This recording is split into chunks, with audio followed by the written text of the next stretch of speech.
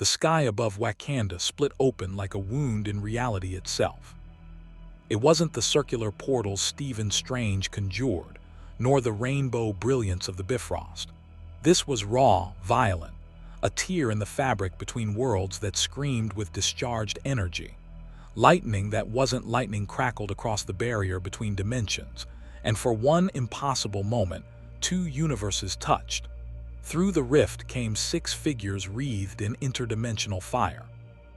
The first hit the ground with enough force to crater the earth, landing in a 3-point stance that sent shockwaves rippling outward.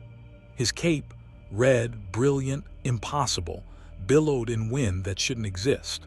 When he rose to his full height, the S-shield on his chest caught the Wakandan sun, and every eye on the battlefield turned toward him. Superman straightened, his jaw tight as he surveyed a war zone that wasn't his own. Behind him, Wonder Woman descended with warrior's grace, her lasso coiled at her hip and the God-Killer sword strapped across her back. The Flash vibrated into existence, yellow lightning crackling around him before sputtering, wrong diminished, running on fumes. Batman's cape spread like dark wings as he analyzed the battlefield with eyes that had seen every form of chaos Gotham could offer. Aquaman landed with his trident raised, sea green armor gleaming. Cyborg's technological form flickered, systems struggling to adapt to a universe whose digital architecture felt fundamentally alien. The Justice League had arrived in the Marvel Cinematic Universe, and Earth's mightiest heroes had no idea what they were looking at. Contact, War Machine's targeting systems locked onto 6 unknown entities. We've got new players and I'm reading power signatures off the charts. Steve Rogers raised his shield, his voice cutting through the chaos of battle. Avengers, defensive positions. The Wakandan battlefield had become a killing field. Outriders swarmed across the barrier's perimeter. Thanos' Black Order commanded the slaughter, and Earth's defenders were losing ground with every passing second. Then 6 cosmic-powered beings had simply appeared from nowhere, and Captain America wasn't taking chances. "Stand down," Rogers commanded, his voice carrying the weight of leadership earned through decades of impossible choices. "Identify yourselves." Superman's eyes swept the battlefield, enhanced vision cataloging everything in microseconds. Alien invaders that resembled apocalypse parademons but moved differently. Human soldiers fighting with courage that reminded him of Metropolis PD standing against Doomsday. Advanced technology he didn't recognize. And heroes, clearly heroes, but bearing scars of battles lost. "My name is Superman," he said, his voice calm despite the dimensional transit still singing in his cells. "We're the Justice League, we're not your enemies." That's exactly what an enemy would say. Tony Stark's repulsors charged, the HUD inside his helmet running threat assessments that kept climbing into the red. "Friday, what am I looking at?" "Unknown entities, boss. Power readings are inconsistent with known physics. The one in the cape is emitting solar radiation. The woman's weapon appears to be generating quantum fluctuations. I can't get a read on the fast one. He's vibrating between states of matter." Batman stepped forward, his tactical mind already processing the strategic situation. He'd seen interdimensional breaches before, Darkseid's boom tubes, the Phantom Zone ruptures, Flash's Speed Force accidents. This felt like all of them combined. "We didn't choose to be here. Something pulled us through." He paused, his eyes narrowing behind the cowl. "What are you fighting?" "Thanos." The name came from a raccoon carrying a weapon that made even Batman's arsenal look conservative. Rocket's eyes were hard, haunted. Mad Titan trying to collect all 6 Infinity Stones so he can snap his fingers and kill half the universe. Wonder Woman's hand moved to her sword. In all her centuries as an Amazon warrior, as daughter of Zeus, as protector of man's world, she'd faced tyrants who claimed divine right to slaughter. This Thanos sounded familiar. One being cannot be allowed such power. "Yeah, well, he's got 4 stones already," Rocket snarled. "And he's coming for the last 2. The Flash Barry Allen felt the Speed Force connection flickering like a candle in a hurricane. He'd been mid-run in Central City when reality simply changed. Now he was in another universe, and the extra-dimensional energy that gave him his powers was bleeding away with every second. He had maybe an hour of speed left, maybe less. Guys, we've got a problem. I can't access the speed force here. Whatever connects me to my powers, this universe doesn't have it. Cyborg systems were screaming similar warnings. I'm detecting no mother box signatures, no boom tube network. My technological interface is adapting, but slowly. I can't generate portals home. Which means you're stuck here, Bruce Banner observed, his scientific mind already racing. Since becoming the Hulk, he'd learned to read body language in combat situations. These newcomers weren't posturing for a fight, they were problem-solving. Right in the middle of our apocalypse, an outrider shrieked as it breached the defensive line, charging toward the cluster of heroes. It didn't make it 3 steps. Superman moved. To the Avengers, he simply vanished and reappeared, the alien creature's neck in his hand. He hadn't killed it. Clark Kent didn't kill. But the outrider hung unconscious, its violent momentum arrested by strength that defied comprehension. Jesus Christ, Sam Wilson breathed. Did he just match Thor's speed? Tony finished. Friday, update threat assessment. I'd recommend extreme caution, boss. Thor, god of thunder, stepped forward with Stormbreaker crackling in his grip. His remaining eye studied Superman with the recognition of one divine being meeting another. You carry yourself as Asgardian royalty carries themselves, but you are not of the 9 realms. I'm Kryptonian, Superman said simply. My planet was destroyed. Earth adopted me, and I've spent my life protecting it. He released the outrider, letting it crumple. I don't know how we got here, but while we fight for the innocent. That's what we do.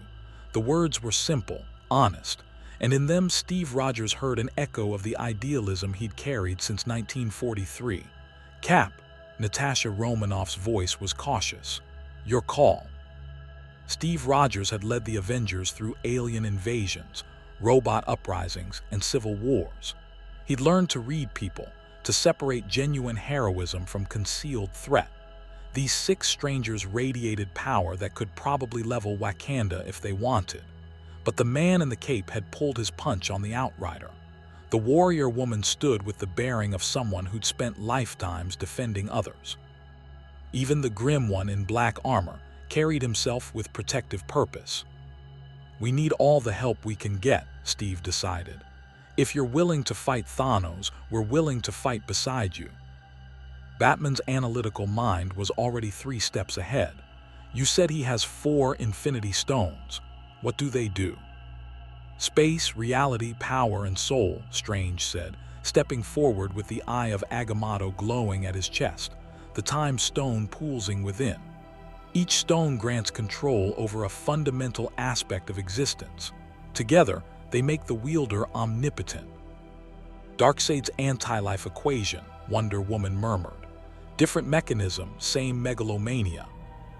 The Mind Stone is in Vision's head, Wanda said quietly, her accent thickening with stress. Thanos is coming for it. Cyborg's remaining tech immediately reached out, trying to interface with Vision systems.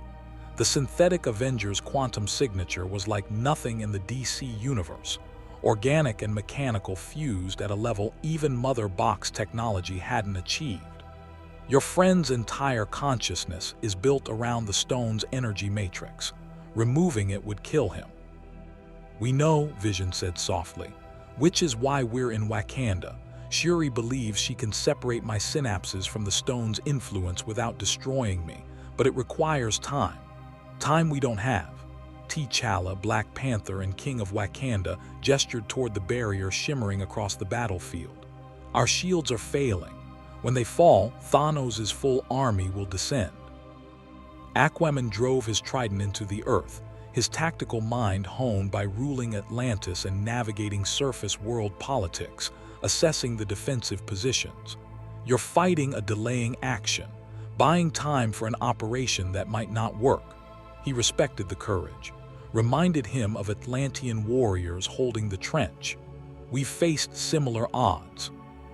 Then you know how this usually ends, Rhodey said grimly. In our universe, Batman said, his voice like gravel, It ends with us standing over the tyrant's defeated body, every single time. The certainty in his voice wasn't arrogance. It was a statement of fact delivered by a man who'd contingency planned the defeat of gods. If you want to see more characters enter different universes, hit that subscribe button and drop the name of a character and the universe you'd want to see them in down in the comments below. Hope shines brightest in the darkest night. We don't have time for full introduction, Steve said, making the command decision. Thanos is coming, probably within minutes. We hold the line, protect vision, and the sky darken. Not with clouds, but with ships. Massive dropships descended through the atmosphere, and the Outrider army beyond the barrier swelled to tsunami proportions. The Black Order materialized at the tree line, Corvus Glaive, Proxima Midnight, Cull Obsidian, and Ebony Maw, Thanos' most deadly children. "He's here," Vision said, his voice distant as the Mind Stone pulsed in warning. "Thanos has arrived." The Flash felt his Speed-Force connection flicker lower. He had maybe 45 minutes of superhuman velocity left before he became just a man in a red suit. "Okay, so what's the plan?" "The plan," Superman said, his eyes already tracking the descending ships with Kryptonian-enhanced vision, calculating trajectories and weak points, "is that Thanos doesn't get that stone, whatever it takes." Thor studied the Kryptonian with new appreciation. "You speak like a warrior king." "I'm a reporter from Kansas," Clark replied. "But I've fought gods before, and I've learned that tyrants only understand one language." The barrier fell. The Outrider army screamed as one and surged forward, thousands of clawed, fanged alien killers racing across Wakandan soil toward the defenders. The Black Order advanced behind them, weapons raised, confident in the slaughter to come. They had no idea what they were running toward, because the Justice League didn't just fight like the Avengers. They fought like gods. Superman launched himself forward, becoming a blue and red blur that carved through the Outrider ranks like a meteor through the atmosphere. Each punch dropped 10 creatures, and each sweep of his arms cleared entire sections. He wasn't trying to kill. Even now, even against alien invaders, Clark Kent didn't cross that line, but unconscious Outriders piled in his wake like cordwood. Wonder Woman's lasso sang as it whipped through enemy formations, the truth-compelling magic causing Outriders to simply stop fighting, confronted with the reality of their existence as cannon fodder for a mad Titan's crusade. Her sword flashed, and where Superman showed restraint, Diana had no such compunction. These were invaders threatening innocent life. Warriors' justice was swift. The Flash became lightning itself, vibrating between Outriders faster than their eyes could track, his fists delivering kinetic force that sent bodies flying. But with each super-speed movement, Barry felt the Speed-Force connection dim a little more. He was burning through his reserves too fast, needed to conserve, needed to make every second count. Aquaman met Cull Obsidian's charge with the force of Atlantean royalty. The massive alien warrior swung his chain hammer, and Arthur blocked it with his trident, the impact creating a shockwave that flattened Outriders in a 50-foot radius. "I've wrestled Krakens bigger than you," Aquaman growled, driving the alien back with raw strength that came from surviving ocean depths that would crush steel. Cyborg systems finally achieved a stable interface with MCU technology. His arm cannon blazed with energy adapted from analyzing War Machine's weapon systems, cutting through Outriders with precision fire. "Tech level is impressive," he admitted, downloading and processing Wakandan technological signatures. "Different from home, but effective." Batman disappeared into the chaos with the efficiency of Gotham's greatest predator. He didn't have Superman's strength or Wonder Woman's divine weapons, but he had something else: absolute tactical superiority. Smoke pellets created cover. Batarangs took down targets with surgical precision. He moved through the battlefield like a shadow, and Outriders fell without ever seeing what killed them. The Avengers watched in stunned silence for approximately 3 seconds. Then they joined the fight with renewed fury. "Okay, I like these guys," Rocket shouted, his weapon blazing as he and Groot carved through their own section of enemies. "They fight mean." Thor laughed actual joy in combat as he fought beside Superman, Stormbreaker, and Heat Vision working in concert to obliterate dropships before they could deploy reinforcements. Your strength rivals my own, Kryptonian. We should share mead after this victory. I don't drink on duty, Superman replied, his voice carrying despite the chaos. But I'll take a rain check. Tony Stark fought beside Batman. And despite the situation, his scientific mind was absolutely captivated. Okay, Mr. Dark and Stormy, what's your power set? Enhanced strength, metahuman abilities. I'm human, Batman said flatly, throwing an Outrider twice his size over his shoulder with a perfectly executed judo throw. I just trained harder than anyone else. Friday, that's not physically. I know, boss, I'm as confused as you are. Steve Rogers and Wonder Woman found themselves fighting back-to-back, shield and sword working in perfect synchronization. You've done this before, Steve observed. I've been doing this for over 2,000 years, Diana replied, her blade singing through another Outrider. Tyrants never change, just the weapons they use. The battlefield had become a meat grinder, but for the first time since Thanos' army arrived, the defenders were winning. The Justice League's sheer power had shifted the momentum. Outriders fell in waves, the Black Order found themselves pressed, and for one glorious moment, victory seemed possible. Then the air itself seemed to compress. Reality rippled, and every hero on the battlefield felt it, the approach of something vast and terrible. The Outriders stopped their charge, parting like a sea to create a clear path. Thanos, the Mad Titan, stepped onto Wakanda soil. He was massive, with purple skin stretched over muscle that had conquered 1,000 worlds. 4 Infinity Stones gleamed in the golden gauntlet on his left hand. Space, reality, power, and soul, each one pulsing with the fundamental forces of existence. His eyes swept the battlefield, counting the bodies of his army, assessing the new variables. When he spoke, his voice carried the weight of inevitable death. Remarkable, your universe sends champions to defend this one. His gaze was fixed on Superman. But you are not of this reality. I can feel it. You don't belong here.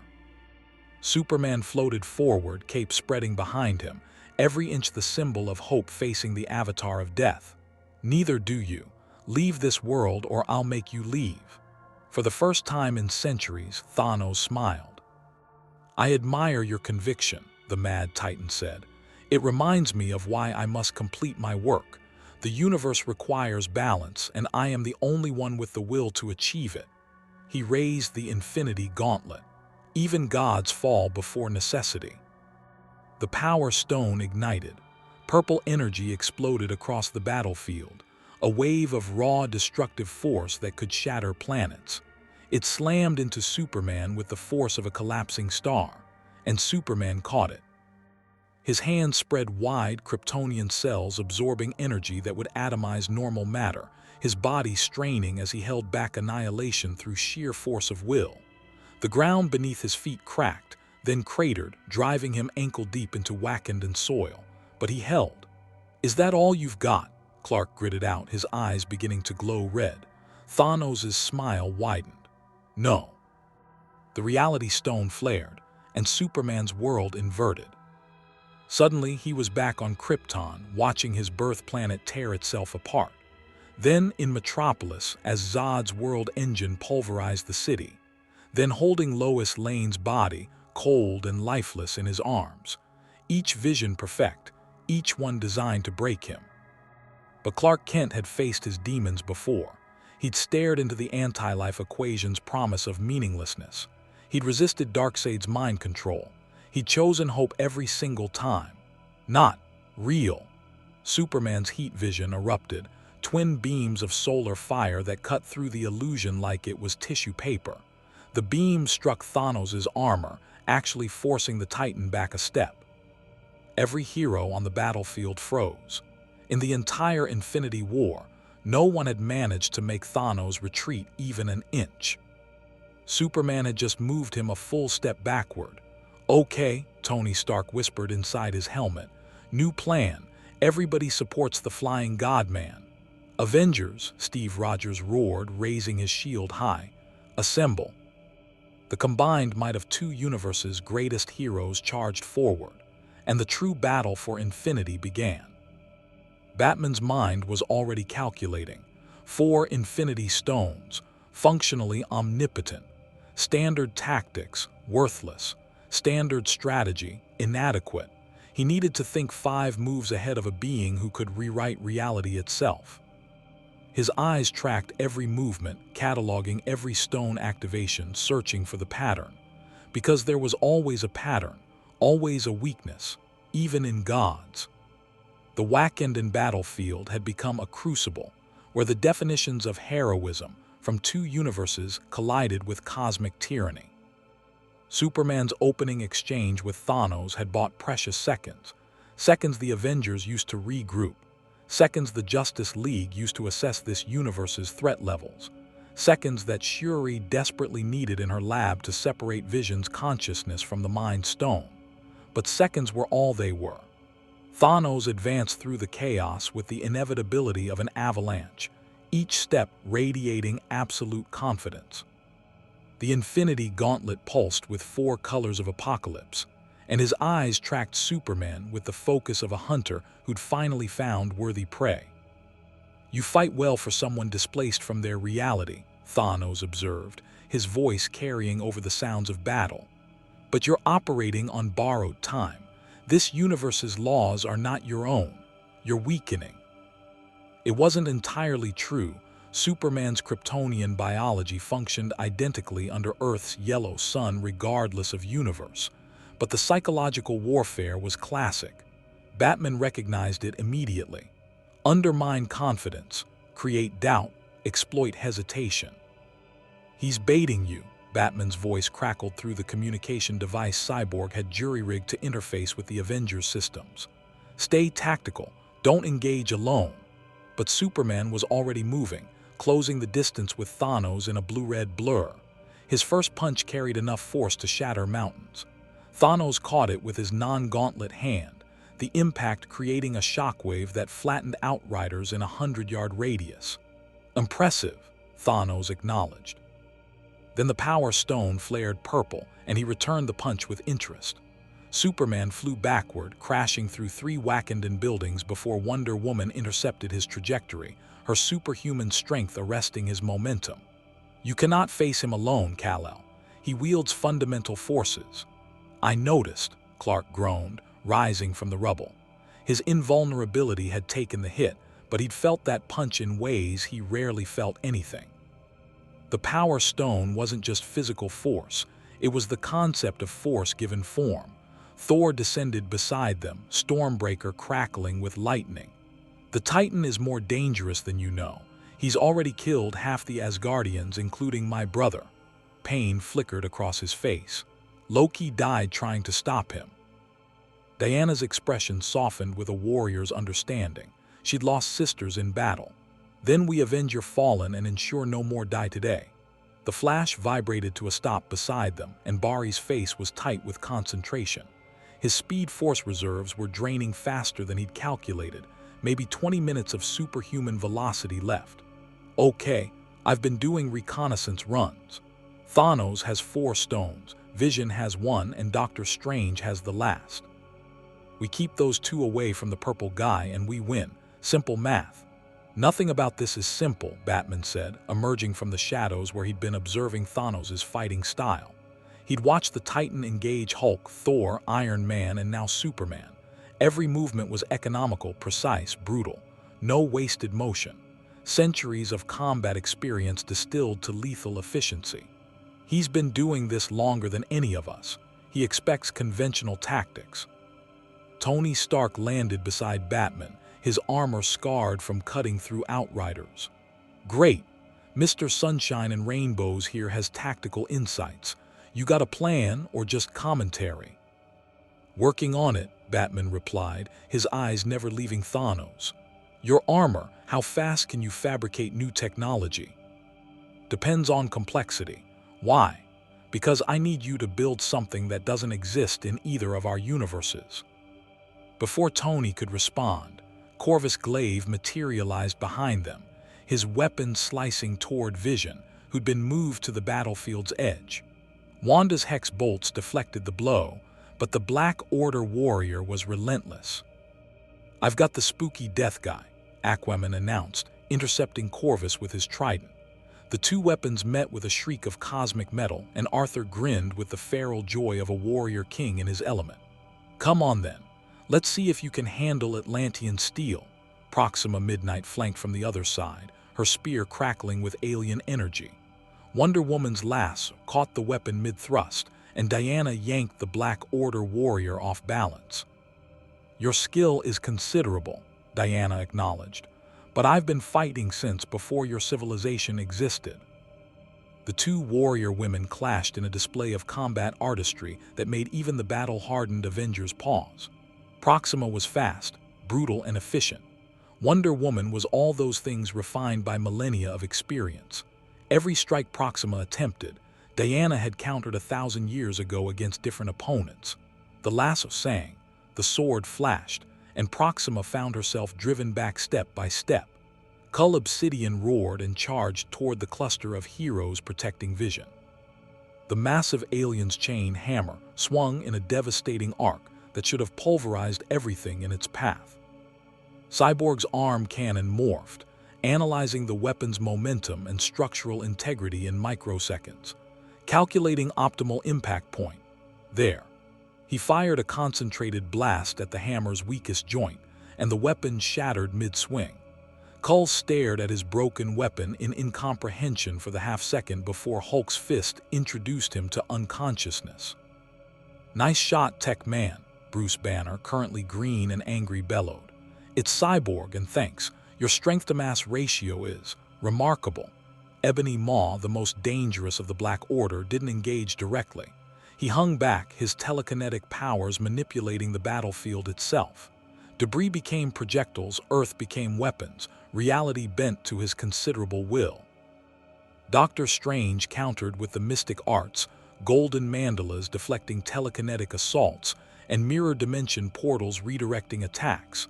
But his attention was divided, half on Ebony Maw, half on protecting the time stone pulsing in the eye of Agamotto around his neck. "Your magic is impressive," Strange called to Wonder Woman between spell work, "but fundamentally different from what I practice." "I carry the weapons of the gods," Diana replied, her sword removing another outrider from existence. "Magic is simply divine will made manifest."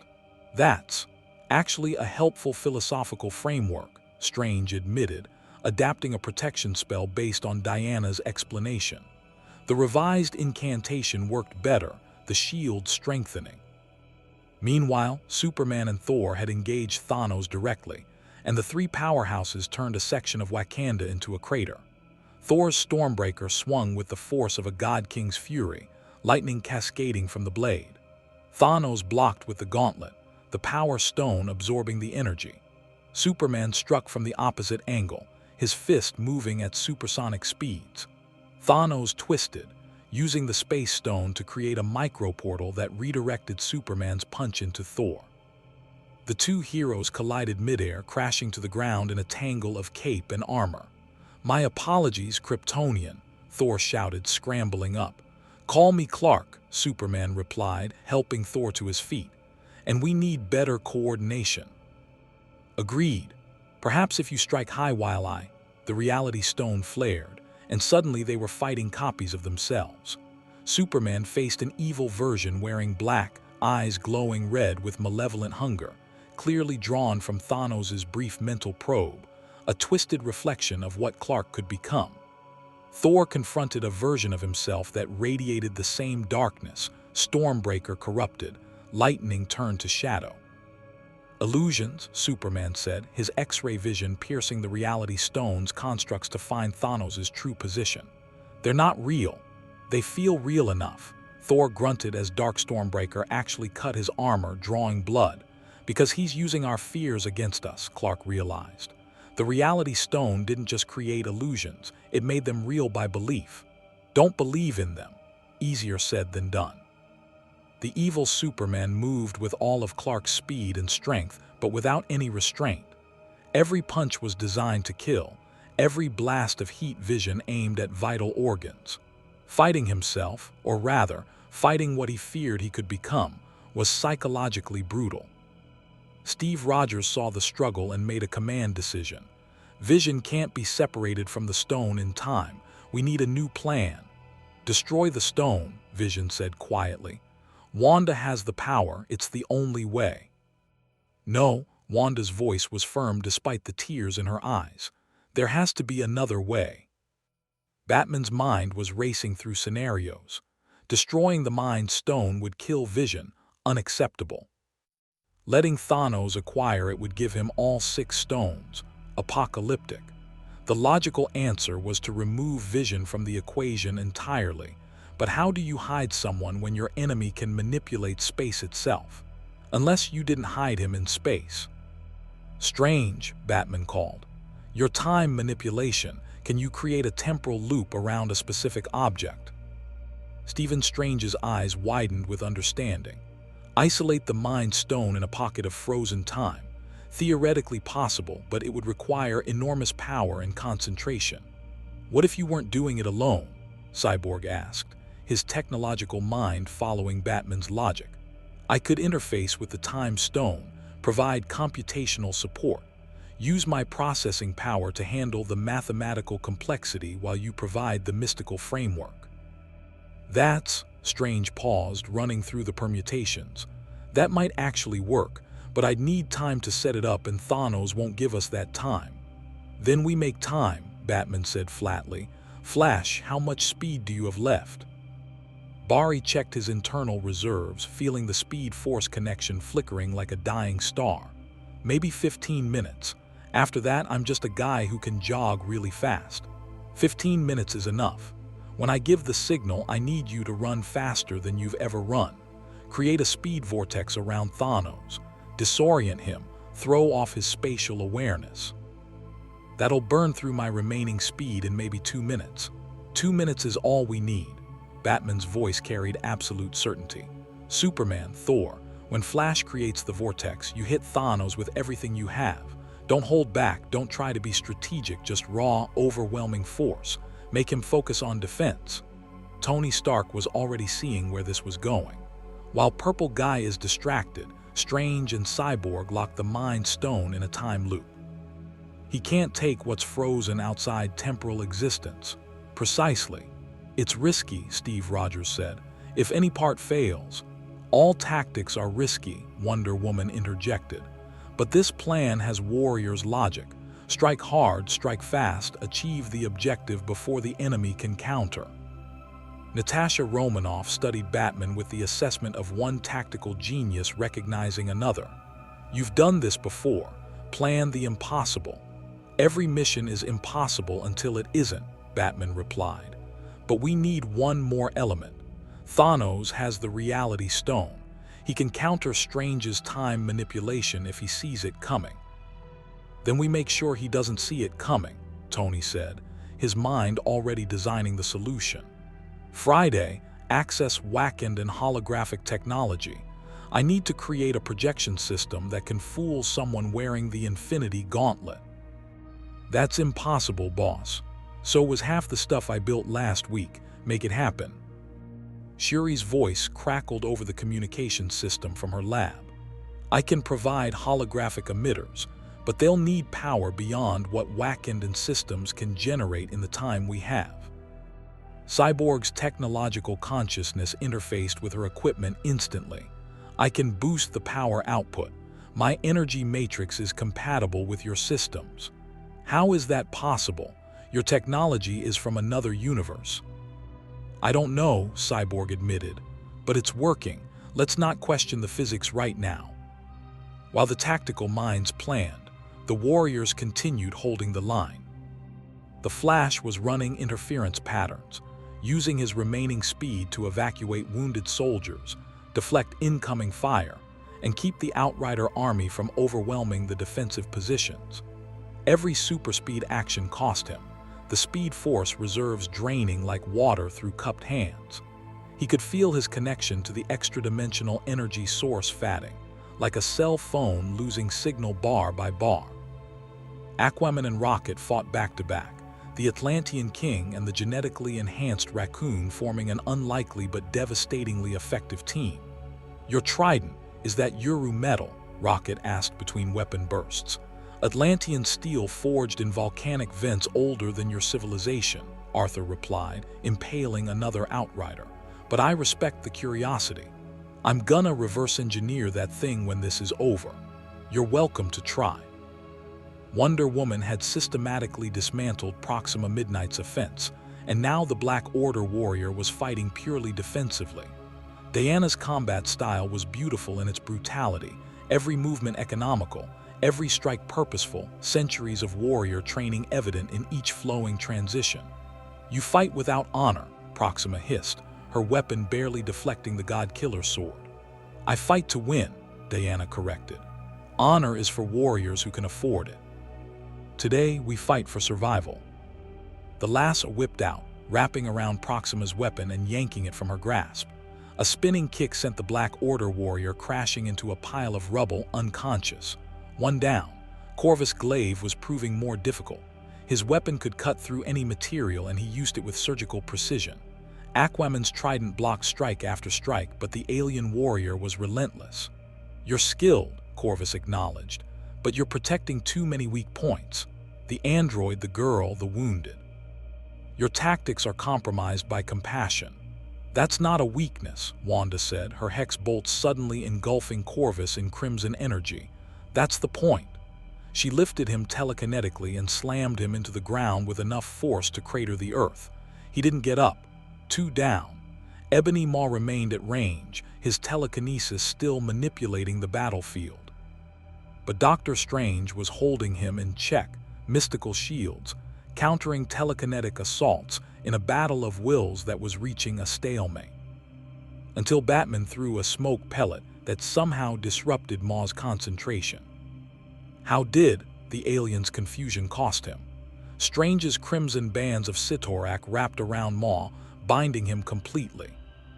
"Your telekinesis requires visual contact and concentration," Batman explained, emerging from the smoke. "Remove either, you're neutralized. Simple." "Nothing about you is simple," Strange muttered. 3 down. Cull Obsidian was still fighting, even without his weapon.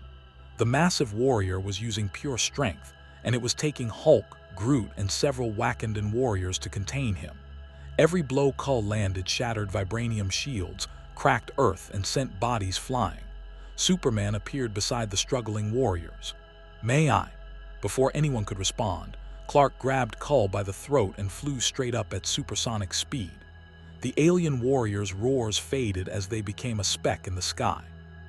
Seconds later, Superman returned alone, touching down gently. "Where?" Hulk started. "Low Earth orbit," Superman said. "He'll survive re-entry in a few hours when he finally falls, but he's out of the fight now." 4 down. The Black Order was eliminated, but Thanos remained. And Thanos had been watching, learning, adapting. He'd seen Batman's tactical genius, witnessed Superman's raw power, observed Wonder Woman's combat mastery, assessed Thor's divine fury, noted the Flash's diminishing speed. Most importantly, he deduced their plan. "Clever," Thanos said, his voice carrying across the battlefield as he casually backhanded a leaping Wakandan warrior into unconsciousness. "You're trying to isolate the Mind Stone temporarily, remove it from the game board without destroying it." He raised the Infinity Gauntlet. "I admire the creativity, but you forget I have the Time Stone's counterpart." The Space Stone flared, and suddenly Thanos was standing beside Vision. Wanda screamed, her hex bolts erupting in a desperate wall of protection. Thanos walked through them like they were cobwebs. "No," Steve Rogers hurled his shield with all his enhanced strength. The vibranium disc struck Thanos' arm, actually staggering him slightly.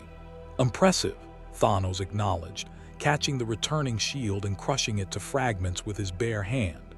But inadequate. His hand reached for Vision's forehead, and Flash burned the last of his Speed Force reserves. Barry Allen became lightning itself one final time, moving faster than thought, faster than reality could track. He grabbed Vision mid-reach and ran. Not away, that wouldn't work against someone who could manipulate space. Instead, He ran in circles, creating a vortex of supersonic wind that engulfed Thanos in a tornado of displaced air and debris.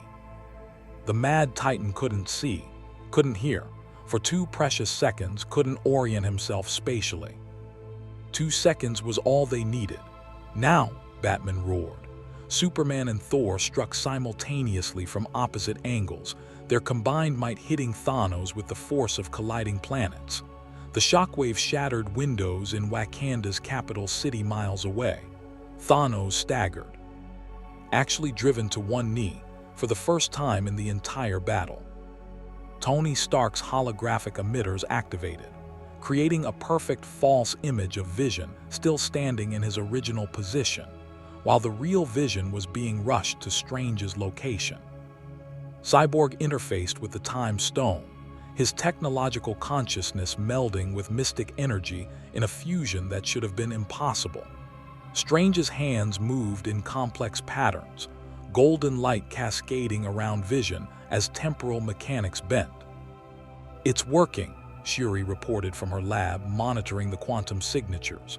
"The Mind Stone is being isolated from the time stream." Thanos looked up, his eyes finding Strange despite the chaos. The Reality Stone flared, burning through the holographic illusion in an instant. He saw Vision, saw the time manipulation forming. "No," Thanos' voice was absolute. He activated all 4 stones simultaneously, space, reality, power, and soul merging into an expression of fundamental force that shattered Flash's vortex, threw Superman and Thor backward, and created a corridor of impossible space directly to Vision. But he was a half-second too slow. The time loop sealed. The Mind Stone and Vision with it froze in a pocket of temporal stasis. Time no longer touched them. They existed in a single frozen moment, effectively removed from the battle. Thanos' hand passed through the temporal field, unable to grasp what didn't technically exist in the current timeline. For the first time in his centuries of conquest, the Mad Titan's expression showed frustration. "You've delayed the inevitable," Thanos said, his hand slowly withdrawing. "But the Time Stone remains. And when I claim it, I can simply reverse what you've done." Doctor Strange stepped forward, the eye of Agamotto glowing at his chest. "Then you'll have to go through me. I've already seen how this ends, Sorcerer.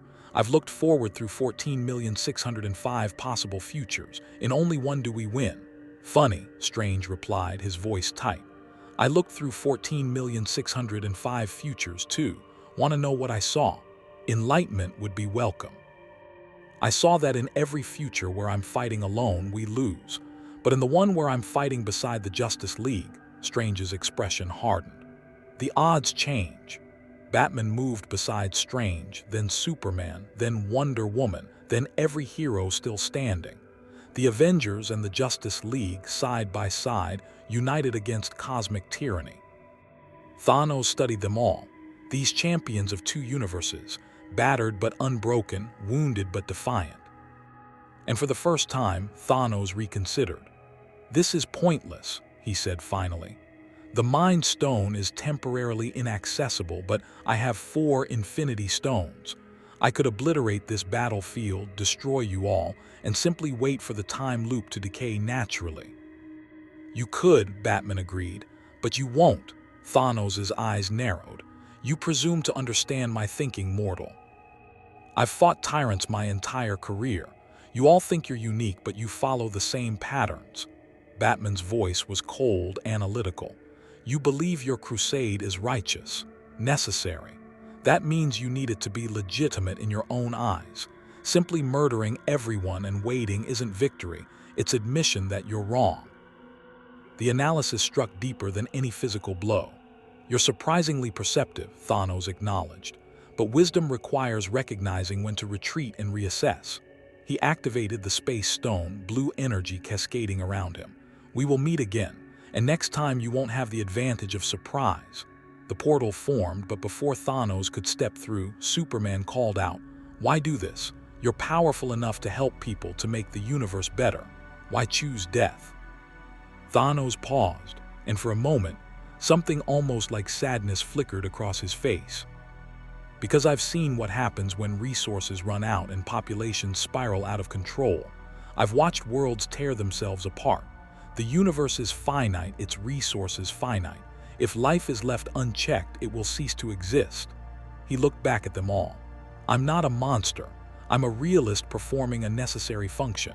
You'll understand eventually, when you see the alternative. Then he was gone, the portal closing behind him. The battlefield fell silent except for the moans of the wounded and the crackle of fires. They'd won, sort of. Vision was locked in temporal stasis but alive. Thanos had been driven off. The Mind Stone was inaccessible. It was a victory by any reasonable metric, but everyone knew it was temporary. The Flash collapsed, his speed force reserves completely exhausted. Wally caught him before he hit the ground. I'm good, Barry gasped. Just need a minute or a week. You saved Vision's life, Wanda said, kneeling beside him. Thank you. Yeah, well, that's the job description. Barry managed a weak smile. Plus, I look terrible in purple. Thor's laughter boomed across the battlefield, releasing tension. I like this one. He has warrior's humor. Steve Rogers surveyed the damage, the cost, the pyrrhic nature of their success. They'd survived, but Thanos would return. And next time he'd be prepared for their tactics. We need to talk strategy, Steve said, looking between the Avengers and the Justice League. Long term, because he's coming back. Batman was already 3 steps ahead, his mind cataloging every detail of Thanos' fighting style, every stone activation sequence, every tactical choice. Agreed. We need intelligence on the Infinity Stones, how they work, their limitations, potential counters. I can help with that, Strange offered.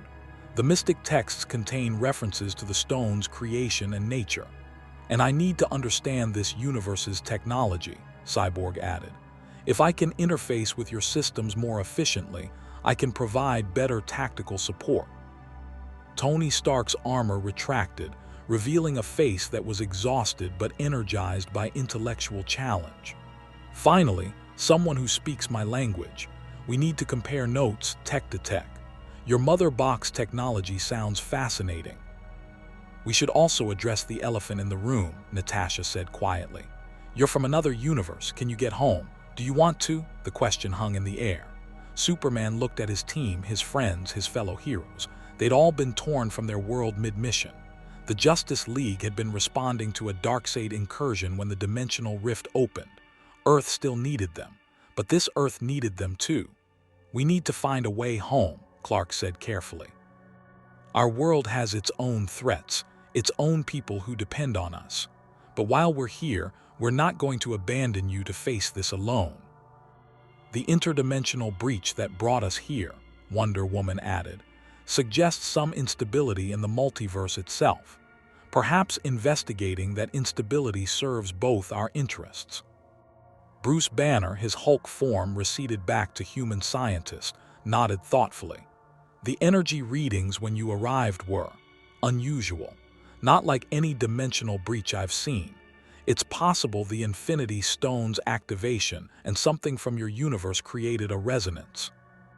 Darkseid's boom tubes, Batman said immediately. We were fighting his incursion when we were pulled through. If his technology interacted with your space stone, it could have created a bridge, Tony finished. Which means the bridge might still exist. We need to find it and stabilize it long enough for you to cross back. But that's secondary to survival, Steve insisted. Thanos is regrouping. He'll study what we did, adapt his tactics, and come back harder. We need to be ready.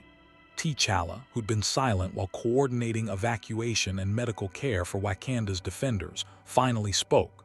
My people will need time to rebuild our defenses.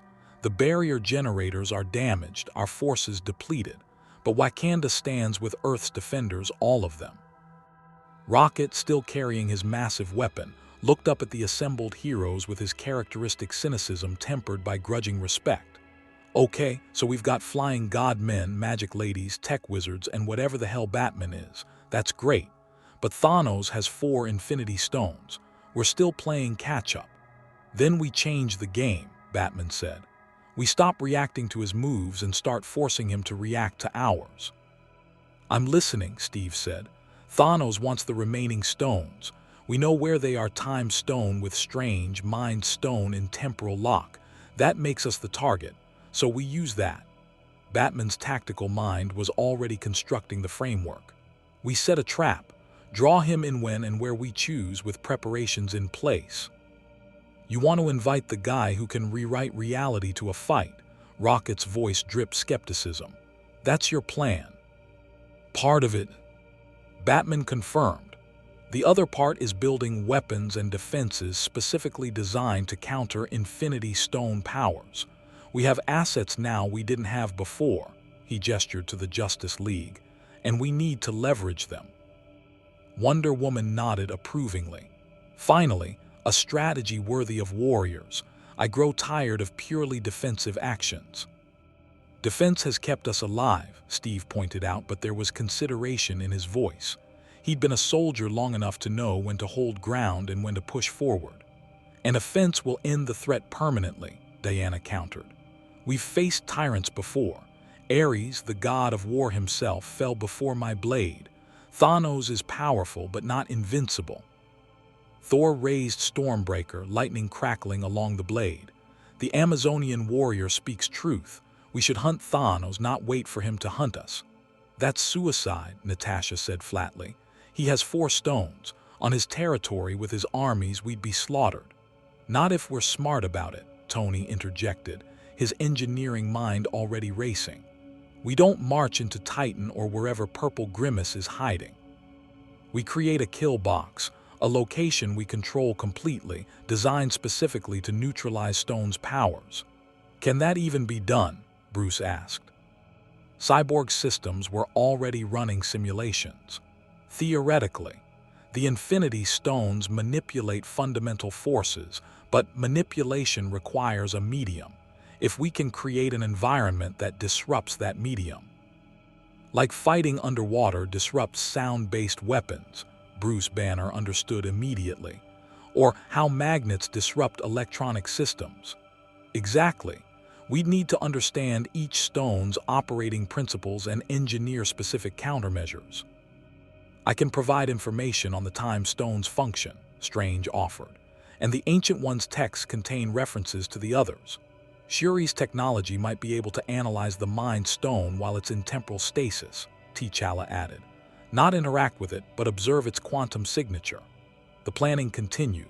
Heroes from 2 universes pooling knowledge and resources in ways neither could have achieved alone. Superman pulled Batman aside, away from the main discussion. Bruce, we need to talk about what happens if we can't get home. We will, Batman said with certainty. I don't accept any other outcome. But if we can't, if we're stuck here, there's an entire universe back home that needs the Justice League. Darkseid is still a threat. Luthor is still plotting. Gotham still needs you. Batman's jaw tightened behind the cowl. He'd already thought through every scenario. Then the Titans step up. Nightwing leads the Bat family. The Flash and Green Lantern coordinate League operations. It wouldn't be ideal, but they'd manage. You've really thought this through. I always think everything through. Batman's eyes found the Avengers, studying them with the same analytical intensity he'd used to evaluate the Justice League years ago. These people are good. They're skilled, intelligent, brave, but they've been losing. They lost half the Asgardians. They lost in Wakanda until we arrived. They're going to lose vision if Thanos finds a way through the temporal lock. So we make sure they win, Clark said simply. It's not that simple. They fight like they expect to lose. Like defeat is inevitable and they're just trying to minimize casualties. Batman's voice carried frustration. They need to remember how to fight for victory, not survival. Superman studied his friend, seeing the tactical genius working through problems at a dozen levels simultaneously. You're thinking about something specific.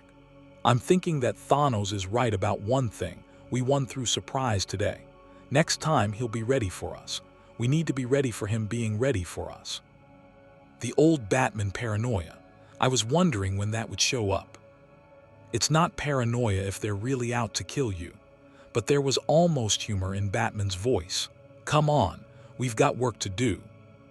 They rejoined the planning session, where Tony and Cyborg had bonded over technological specifications, and were now arguing enthusiastically, about the theoretical limits of boom tube technology versus arc reactor miniaturization. Completely different energy matrices, Cyborg was explaining. Mother box technology is based on new God science. It's not purely mechanical or electrical. There's an element we don't fully understand. Magic, Tony said dismissively. Advanced science indistinguishable from magic, Cyborg corrected. Clark's third law. Clark never met alien god computers. Trust me, I've got experience with alien tech now. Tony pulled up a holographic display showing the Mind Stone's energy signature. This thing operates on principles that break physics as we understand it. But a break doesn't mean ignore. We just need to find the exploit. You talk about the Infinity Stone like it's a computer program you can hack, Strange observed. Everything's a computer program if you think about it abstractly enough, Tony replied. Reality is just the universe's operating system. The stones are admin-level access. We need to find the backdoor. Batman listened, absorbing the technical discussion while his tactical mind worked on a different problem. Thanos himself. The Mad Titan was intelligent, experienced, and absolutely convinced of his righteousness. That combination made him predictable in some ways, unpredictable in others. He'd retreat tactically but never strategically. He'd adapt to opposition but never abandon his goal, which meant the next encounter would be decisive. Either the heroes would stop Thanos permanently, or Thanos would succeed in collecting all 6 stones. There was no middle ground. The sun was setting over Wakanda, painting the sky in shades of orange and red that reminded Bruce Wayne of Gotham burning. He'd seen that sight too many times, the aftermath of battles where victory came at terrible cost. But he'd also seen heroes rise from those ashes, and standing on the battlefield now, surrounded by champions from 2 universes, Bruce allowed himself something rare: hope. Not the naive hope that everything would work out. The realistic hope that with enough preparation, enough intelligence, enough coordination, they might actually survive what was coming. "We've got maybe a day," Steve Rogers said, bringing the planning session to a close. "Thanos will analyze our tactics, prepare counters, and return. We use that day to prepare countermeasures to his countermeasures." "Agreed," Batman said. "I'll need access to your tactical database, intelligence on Thanos' known capabilities, and a private workspace." "The Batcave, but in Wakanda," Tony quipped. "I like it."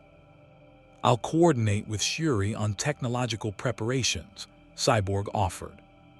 "Strange and I will research mystical defenses," Wonder Woman said. "If Thanos relies on the Reality Stone, magic may be our best counter." "Thor and I can handle physical fortifications," Aquaman added. "We've both commanded defenses against overwhelming forces." Superman looked at the Avengers, seeing exhaustion but also determination. "We'll help however we can, all of us. You're not facing this alone anymore." Steve Rogers extended his hand. Superman took it, the handshake of 2 symbols, the shield and the S uniting. "Welcome to the Avengers," Steve said with a slight smile. "Honorary members, I guess, since you're technically from another universe." "We prefer Justice League," Clark replied, matching the smile. "But we'll answer to desperate allies fighting cosmic tyranny." "That works too."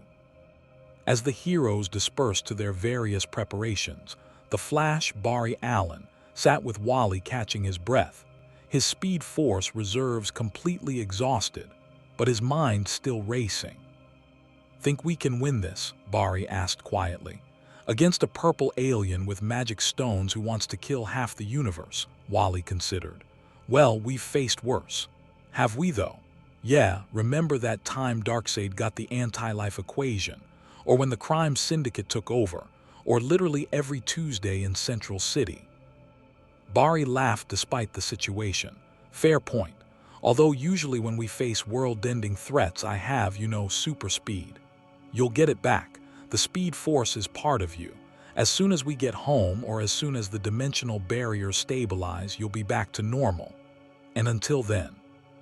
"Until then, you're just Barry Allen, genius forensic scientist, member of the Justice League, and the guy who burned every bit of his power to save someone he just met. Wally clapped his shoulder. That's pretty heroic even without speed. In the medical tent, Wanda sat beside Vision's temporarily frozen form. She could see him, perfect and crystalline in the time lock, but couldn't touch him, couldn't hear him. For all practical purposes, she'd lost him. But he was alive. Wonder Woman found her there, recognizing the expression of a warrior watching over a fallen comrade. "He will survive," Diana said gently. "The time lock preserves him perfectly." "I know," Wanda replied, her accent thick with emotion, "but he's trapped, frozen, because of the thing in his head that makes him who he is. I understand the burden of divine gifts that separate us from those we love." Diana sat beside her. "I am the daughter of Zeus, blessed with power by the gods. It has often isolated me from the mortals I've sworn to protect, but it has also allowed me to protect them. Vision didn't ask for the Mind Stone. Didn't ask to be a weapon that everyone fights over. None of us ask for the battles we're given, only the chance to prove worthy of them." Diana's voice carried the weight of millennia. "Your love saved him today. That is not a small thing." Wanda managed a smile through tears. "You're very wise." "I've had 3,000 years to learn." Diana stood. "Rest. Tomorrow we fight again, and tomorrow we fight to end this permanently." As night fell over Wakanda, the combined forces of the Justice League and Avengers prepared for war. Not the desperate defensive struggle they'd fought today, but the kind of war that ended threats permanently. The kind of war where gods and heroes united to prove that tyranny, no matter how powerful, could be defeated. Because hope shines brightest in the darkest night, and dawn was coming. The Wakandan palace had become a war room operating on 3 different technological frameworks simultaneously. Earth's most advanced science, courtesy of Shuri's genius, Tony Stark's arc reactor-powered systems interfacing through holographic displays, and Cyborg's mother box-derived technology acting as the bridge between them all. The result was organized chaos that somehow produced actionable intelligence. Batman stood before a massive tactical display showing Thanos' known capabilities, documented battles, and psychological profile. He'd spent 6 hours analyzing every piece of data the Avengers had collected, cross-referencing it against his own experience with cosmic-level threats. The pattern was becoming clear. "He's disciplined," Batman said, the assembled heroes gathering around him. "Every action serves his ultimate goal. No wasted effort, no unnecessary cruelty. That's both his strength and his weakness." "How is discipline a weakness?" Rhodey asked, his war machine armor powered down for maintenance. "Because it makes him predictable within certain parameters." Batman pulled up footage of Thanos' previous engagements. "Watch his fighting style. He never kills when incapacitation is sufficient. He could have obliterated us all in Wakanda, but chose retreat when the Mind Stone became inaccessible. Why? Resource management," Bruce Banner said, his scientific mind following the logic. "Killing us requires energy expenditure. His goal is the stones, not genocide of Earth's defenders specifically." "Exactly, which means he'll return with a plan focused on acquiring the Time Stone and breaking the temporal lock on the Mind Stone. Everything else is secondary." Batman's eyes scanned the room. "We use that focus against him." Superman had been listening quietly, his arms crossed as he processed the strategic discussion. "You're suggesting we make ourselves the obvious target, draw him into attacking the Time Stone directly, while we prepare the actual trap somewhere else," Wonder Woman finished, seeing the deception's shape. "Classic military strategy, the feint and the killing blow." Tony Stark nodded approvingly. "Machiavellian, I like it. But there's a problem. Strange has to be the bait, and if Thanos gets the Time Stone from him, game over." Dr. Strange floated cross-legged in meditation, the eye of Agamotto glowing against his chest.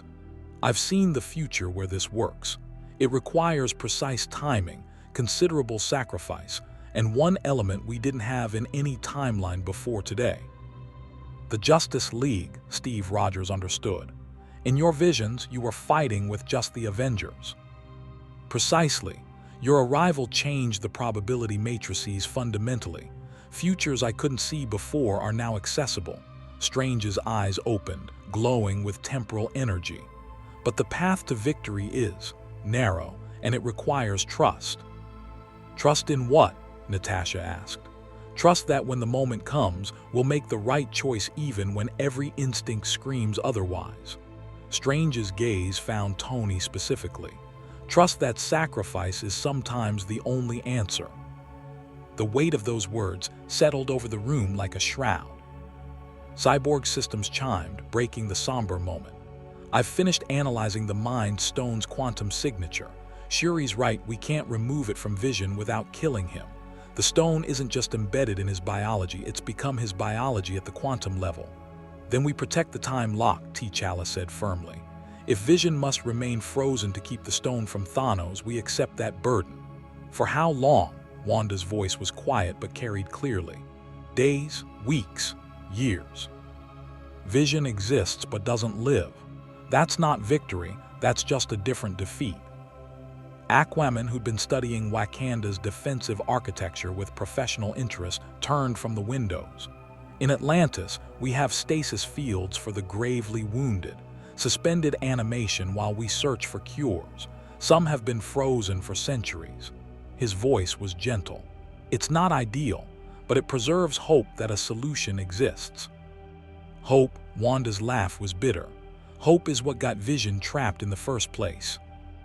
Wonder Woman moved to her side, warrior to warrior. Hope is what keeps us fighting when logic says to surrender. I have watched civilizations rise and fall. Hope is often the only thing that endures. Before Wanda could respond, alarms shrieked throughout the palace. Contact, Okoye's voice rang through the communication systems. Multiple energy signatures appearing at the border. The holographic displays erupted with data, not Outrider ships this time. Worse, Sanctuary II, Tony identified the massive warship appearing in Wakanda's orbital space. Thanos' flagship. He's not even trying to be subtle this time. Thor's expression darkened with recognition and rage. That ship destroyed the Asgardian refugee vessel, murdered my people in their escape pods. Lightning crackled involuntarily around his hands. I have blood debt with that vessel. The ship's weapons ports opened, massive cannons charging with purple energy that could only be the power stone amplified through Thanos' military technology. He's going to bombard Wakanda from orbit, Shuri said, her instruments tracking the charging sequence. Our shields can't withstand that kind of firepower. We have maybe 90 seconds. Can we evacuate? Steve asked. The city? Impossible. We'd need hours to move everyone to the shelters, and even those won't survive direct orbital bombardment. Superman was already moving toward the windows, cape billowing. Then I'll stop the ship.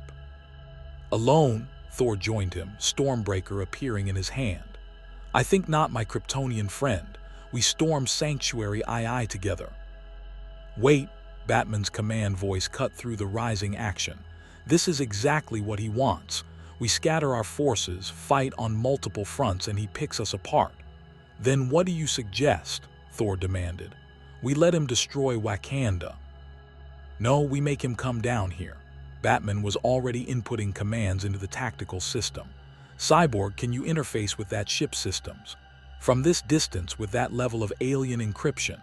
Cyborg's optical components focused on the orbital vessel, his technological consciousness reaching across the void. I can try, but wait, I'm detecting something. The ship systems have familiar elements.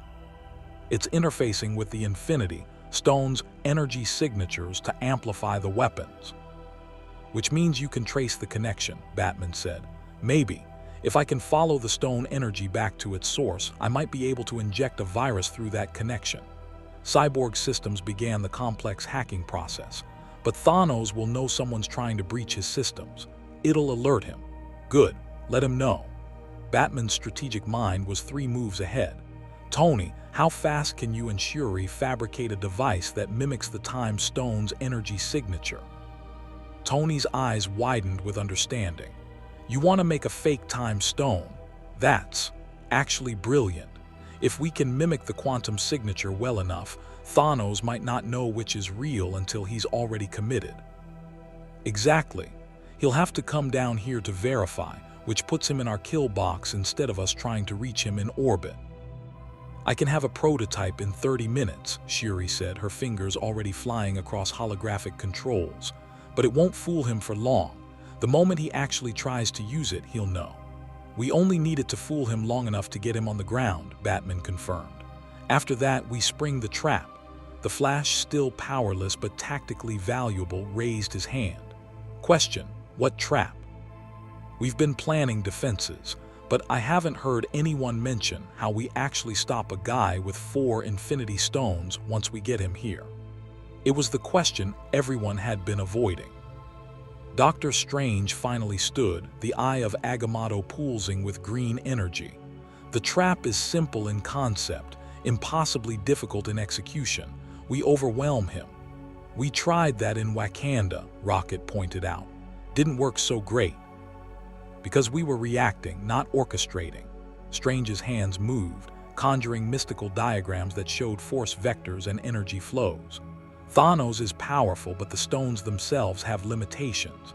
The Reality Stone requires concentration to maintain illusions.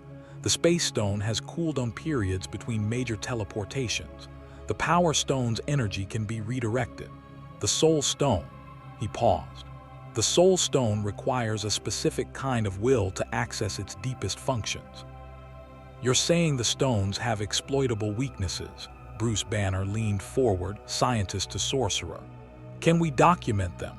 I can provide what the mystic texts reveal, but much of this is theoretical. The stones have never been assembled before in recorded history. Then we make educated guesses and adapt in real time, Steve Rogers said with the confidence of a man who'd fought impossible battles before. It's not ideal, but it's what we do.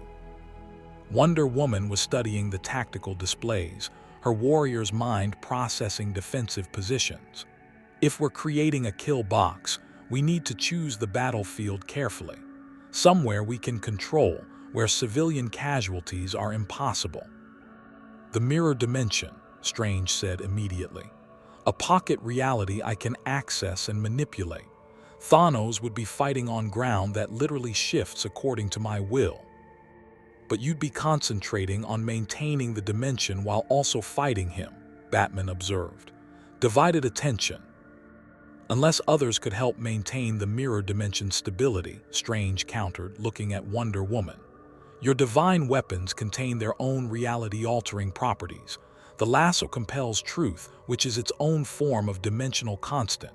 If you could anchor points within the mirror dimension, I create fixed points of truth that even the Reality Stone cannot alter, Diana finished. Yes, that could work. The plan was taking shape, dozens of tactical minds contributing pieces to an impossibly complex puzzle.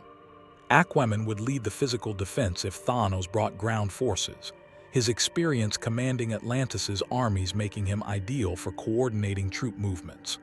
Thor would provide heavy assault, Stormbreaker's God-forged power, one of the few weapons proven to damage Thanos even through the Infinity Gauntlet's protection. Superman would serve as the mobile heavy hitter, his speed and strength allowing him to respond to threats anywhere on the battlefield instantly. Tony and Cyborg would run technological interference, attempting to hack or disrupt the stone's energy matrices through any exploitable digital vectors. Batman would coordinate overall strategy, adapting the plan as Thanos countered their moves. And Doctor Strange would do what he'd seen in his visions, make the one choice that led to victory, no matter the cost. 30 seconds to orbital bombardment, Shuri announced, her voice tense. Cyborg systems flared with light as he finally breached Sanctuary II's security. I'm in, uploading virus to weapon systems. The ship's cannons fired. Purple energy screamed through the atmosphere, Power Stone-enhanced weapons that could crack continents converging on Wakanda's capital. Superman and Thor launched simultaneously, becoming streaks of blue-red and lightning silver as they rocketed toward the orbital strikes. Superman reached the first energy beam and stopped it with his bare hands, Kryptonian cells absorbing energy that would atomize normal matter. The beam fought him, pushing him backward through the sky, but he held. Muscles straining, eyes glowing red as he redirected the beam's trajectory away from the city. Thor met the second beam with Stormbreaker, the god-forged weapon splitting the energy stream and channeling it harmlessly into the upper atmosphere. "Is this all you have, Titan?" he roared toward the ship. Asgard faced worse from frost giants. But there were 6 beams total, and only 2 heroes were intercepting them. Wonder Woman's lasso shot skyward impossibly far, wrapping around the third beam. The truth magic in the blessed weapon forced the energy to acknowledge its own nature, destructive power without purpose or meaning. The beam dissipated, unable to maintain cohesion when confronted with its own existential emptiness. 3 beams neutralized. 3 are still incoming. "Wakandan shields at maximum," T'Challa commanded. The vibranium barrier hummed to life, a dome of purple energy surrounding the capital. The first orbital strike hit the shield and dispersed, the vibranium matrix absorbing and redistributing the impact. But the shield was already fracturing under the assault. The second beam broke through, screaming toward the palace. And Cyborg's virus is activated. The beam stuttered, flickered, and died as Sanctuary II's weapons systems crashed, infected by technology from another universe that their firewalls had never been designed to counter. "Yes," Cyborg shouted. "Got them. Weapons are offline for at least." A boom tube opened in the center of the palace war room, not a portal created by the space stone's blue energy. A true boom tube, the interdimensional technology of new gods, its sonic signature unmistakable to anyone from the DC universe. Batman's hand was on a batarang instantly. "That's not possible. Mother Box technology doesn't exist in this universe." "Apparently," a cultured voice said from within the portal, "your assumptions require updating, detective." Through the boom tube stepped a figure the Justice League knew, though they'd hoped never to see again.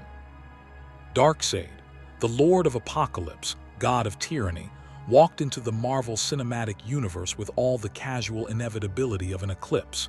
He was massive, gray-skinned, eyes glowing red with Omega energy. His presence bent reality simply by existing in it, the weight of his divine power pressing down on the room like atmospheric pressure.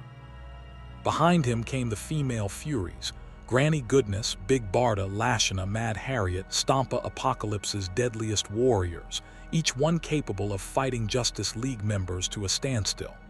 "No," Superman breathed, his enhanced hearing picking up the boom tube's signature from orbit. He redirected mid-flight, returning to the palace. "No, not here, not now." Darkseid's eyes swept the room, cataloging the assembled heroes with the interest of a collector examining new acquisitions. When his gaze fell on the Avengers, something like amusement flickered across his stone-carved features. "How quaint, this universe has its own champions, primitive but earnest in their conviction." His voice was deep, resonant, carrying the weight of eons. "I am Darkseid, I am the revelation, the Tiger Force at the core of all things. When you die, I shall be there with you." "You're not supposed to be here," Batman said, his tactical mind reeling. The dimensional breach had brought the Justice League through, but it should have sealed. Unless... "The stones," Darkseid said, answering the unspoken question. "Their energy creates harmonics across dimensional barriers. When your enemy used 4 of them simultaneously, the resonance destabilized the membrane between our realities." He smiled, and it was a terrible thing to witness. "I simply widened the crack and stepped through." Thor raised Stormbreaker, lightning crackling. "I don't care what realm you're from. Threaten Earth, face Asgard's fury." "Asgard?" Darkseid's laugh was grinding stone. "Your Asgard is to true divinity as a candle is to a star. I have crushed pantheons that made your gods look like children playing with wooden swords." "Darkseid," Wonder Woman's voice cut through the rising tension, and she stepped forward with the bearing of one divine being addressing another. Whatever brought you here, Earth, this Earth is under our protection. You will not claim it. I'm not here for Earth, Amazon. Darkseid's eyes found Doctor Strange, specifically the eye of Agamotto glowing at his chest. I'm here for those. He pointed to the time stone. Then his gaze shifted to where Vision's time-locked form stood, the Mind Stone pulsing within. Infinity stones, Darkseid said with genuine interest. Fundamental forces given form. In my universe, I've spent millennia seeking the anti-life equation, the mathematical proof that free will is meaningless and all beings should submit to my rule. But these stones, his smile widened. These could provide a shortcut to the same conclusion. Oh hell no, Tony said, repulsors charging. We've got one cosmic dictator trying to collect magic rocks. We don't need two. You mistake me for Thanos, Darkseid said. The mad titan seeks balance through death. I seek order through subjugation. We have different philosophies but similar resource requirements. He gestured, and the female Furies spread out, each one taking a combat stance. You cannot oppose me, Darkseid continued. Your Justice League knows this truth. They've faced me before and survived only through fortune and my momentary disinterest. This universe's champions don't even know what they face. Steve Rogers had fought Nazis, aliens, robots, and his own teammates. He'd faced gods and monsters and never backed down. He wasn't starting now. Then we'll learn, Steve said, shield raised. Avengers, the palace exploded. Not from Darkseid's forces, from above. Because while everyone had been focused on the boom tube, Thanos had abandoned orbital bombardment for direct assault. The Mad Titan's ship fired retro thrusters and descended like a falling moon, its armored hull crashing through Wakanda's shields and the palace's upper floors with apocalyptic force. Stone and vibranium rained down as Sanctuary II buried itself in Wakanda's capital like a massive spear. From the ship's deployment bays, armies poured, not just outriders this time, but Chitauri soldiers, Sakaran mercenaries, and creatures from a dozen conquered worlds, all loyal to Thanos. And from the ship's command deck, Thanos himself descended on a gravitational platform, the Infinity Gauntlet glowing with 4 colors of universal power. He saw Darkseid. Darkseid saw him. 2 tyrants, 2 cosmic-level threats, 2 beings who'd conquered countless worlds and crushed innumerable heroes, meeting in the ruins of Wakanda's palace. The Avengers and Justice League were caught directly between them. Well, Rocket said into the shocked silence, this is new. Thanos and Darkseid studied each other, with the assessment of apex predators meeting for the first time. You are not of this reality, Thanos observed. Your power signature is incompatible with this universe's structure. And you wield weapons of fundamental reality with the grace of a child swinging his father's sword, Darkseid countered. Infinity stones, impressive tools, but tools nonetheless. True power comes from within. His eyes flashed red, and Omega beams, energy that could not be dodged, only endured, lanced toward Thanos. The Mad Titan raised the Infinity Gauntlet. The Space Stone flared, and the Omega beams curved through portals that redirected them into Sanctuary II's hull. The ship's armor, designed to withstand planetary bombardments, melted like wax. Impressive, Darkseid acknowledged, but insufficient. He gestured, and parademons began pouring through the still-open boom tube, hundreds, then thousands of winged monsters from Apocalypse flooding into the Marvel Cinematic Universe. Thanos' response was to activate the Power Stone, releasing a wave of purple energy that disintegrated every parademon in a half-mile radius instantly. The 2 armies, Apocalypse and Thanos' forces, paused, awaiting their master's commands. The 2 tyrants continued their assessment. It seems, Thanos said slowly, we have competing interests in this universe's Infinity Stones. Indeed, though I question whether you have the wisdom to wield them properly. Darkseid's voice carried contempt. Your goal is balance through death, crude, inelegant, My goal is perfection through order. And yet both require the stones in question. Thanos' eyes shifted to the assembled heroes between them. These champions have proven resilient. Defeating them while also engaging you would be inefficient. Agreed, I propose temporary alliance. Darkseid's smile was terrible to behold. We crush the heroes together, claim the stones, and then resolve our philosophical differences regarding their use. No, Superman said, floating forward despite Batman's warning gesture. You don't get to decide Earth's fate, either of you. Both tyrants looked at him, and the weight of their combined attention was like standing before dying stars. The Kryptonian speaks, Darkseid said with something almost like approval. I've conquered Kryptons in other realities. Your species has potential if properly directed. Serve me, and I'll spare your adopted world. I've heard that offer before, Superman replied, his voice steady despite facing two beings who made Doomsday look manageable. The answer is the same now as it was then. No. Then you'll die with the others, Darkseid said simply. We've got to move, Batman's voice was urgent in the communication system. Now, scatter the forces, engage both armies, prevent them from coordinating. Are you insane? Tony shouted. We can barely handle one cosmic tyrant. Two is better than one, Batman interrupted. If they're fighting each other, they're not focusing on us. We use the chaos. He's right, Steve said, seeing the tactical opportunity.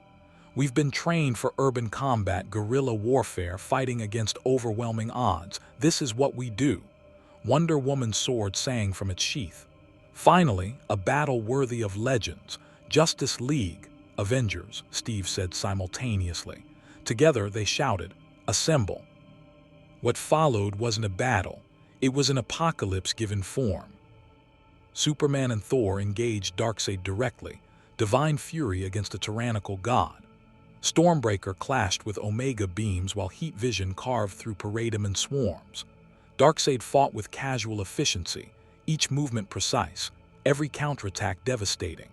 Wonder Woman and the Hulk charged Thanos, the Amazon warrior and Rage incarnate, testing themselves against the Mad Titan's strength. Diana's sword actually drew blood, the first wound Thanos had taken in the entire Infinity War. He respected it enough to take her seriously, the Reality Stone warping space around her, while the Power Stone met Hulk's fists with equal force. The armies collided in a three-way bloodbath, Wakandan warriors and Avengers engaging Thanos' forces, Justice League members fighting Apocalypse's invasion, and the two alien armies occasionally turning on each other when their masters' conflict brought them into contact. Aquaman found himself fighting beside Rocket and Drax, the unlikely trio carving through Outriders and Parademons with equal enthusiasm. Your fish stick is effective, Drax shouted, his literal mind appreciating Aquaman's trident. It's called a trident, and I'm the king of Atlantis, Arthur replied, impaling three enemies with one thrust. I don't care if you're king of the tuna sandwiches, just keep killing the ugly ones. Rocket's weapon blazed. Which ugly ones? They're all ugly.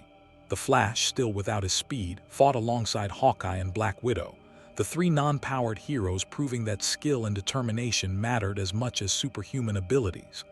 Barry's forensic training let him predict enemy movements, Clint's arrows found impossible angles, and Natasha fought with the brutal efficiency of someone who'd survived the Red Room. You're pretty good for a guy who usually runs away, Natasha said, driving a blade through a Chitauri's throat. I prefer to think of it as tactical repositioning at high velocity, Barry replied, using a Chitauri weapon against its former owner. Cyborg and Tony fought back-to-back, their technological systems interfacing to create a shared tactical network. They could see what the other saw, anticipate each other's movements, and coordinate attacks with machine precision. Your tech is insane, Tony said, as Cyborg's arm cannon morphed into 3 different weapon configurations in as many seconds. Yours isn't exactly primitive, Cyborg replied, analyzing Tony's nanotech armor with admiration. We should compare notes if we survive. When we survive, I don't do pessimism. You literally created an AI designed to prevent human extinction because you were pessimistic about humanity's chances. That's not pessimism, that's realistic planning. Batman disappeared into the chaos, and suddenly, enemies were falling without anyone seeing what killed them. Smoke obscured entire sections of the battlefield. Chitauri weapons malfunctioned at critical moments. A Paradaman commander found his communication system broadcasting surrender orders. Wherever Batman moved, confusion and terror followed. "I really want to know what his superpower actually is," Rhodey muttered, watching enemy formations collapse without visible cause. "Intimidation and preparation," T'Challa replied, fighting alongside War Machine with Wakanda tech and vibranium claws. "I understand him. We're both ordinary men who have chosen to stand among gods. You're a king with super soldier enhancements and the most advanced technology on Earth. That's not ordinary." Compared to them, T'Challa gestured toward where Superman was currently throwing Darkseid through a building. "We might as well be, but we fight anyway." Doctor Strange had created multiple mirror dimension portals, using the fractured reality pockets to disorient and trap enemy forces. Parademons flew into portals and emerged in other sections of the battlefield, their momentum redirected into friendly fire. Chitauri soldiers found gravity revering or time slowing locally. But Strange's attention was divided, and he knew it. Somewhere in the chaos, he needed to make the choice he'd seen in his visions. The one sacrifice that led to victory. He just didn't know when that moment would arrive. Wanda fought with controlled fury, her hex bolts obliterating enemies with prejudice. She'd watched Vision get locked in temporal stasis, had nearly lost him completely. Now 2 more cosmic tyrants wanted to take him, and she was done with cosmic threats touching the people she loved. Scarlet energy erupted from her hands in waves, each blast carrying the weight of her grief and determination. Parademons disintegrated. Outriders turned to dust. Reality itself bent around her fury. "Miss Maximoff." Vision's synthesized voice spoke through their connection, his consciousness reaching out from the time lock. "Please be careful." "I'm ending this," Wanda replied through gritted teeth. "Whatever it takes." The battle raged through Wakanda's capital, 3 armies and 2 teams of heroes turning the city into a war zone. Buildings crumbled. The ground itself cracked under the impact of superhuman combat. The sky darkened with ships and flying combatants. And at the center of it all, 4 figures fought with the power to reshape reality itself. Darkseid, Thanos, Superman, Thor. Divine beings trading blows that cracked the earth and split the sky. Darkseid's Omega beams carved through buildings, the unavoidable energy seeking targets with malevolent intelligence. Superman caught one beam with his chest, his Kryptonian biology absorbing the energy even as it burned. Thor redirected another with Stormbreaker, sending it back toward its source. Thanos wielded the Infinity Stones with growing mastery, each stone working in concert with the others. Space warped to bring enemies into range. Reality shifted to create impossible angles of attack. Power amplified every physical blow.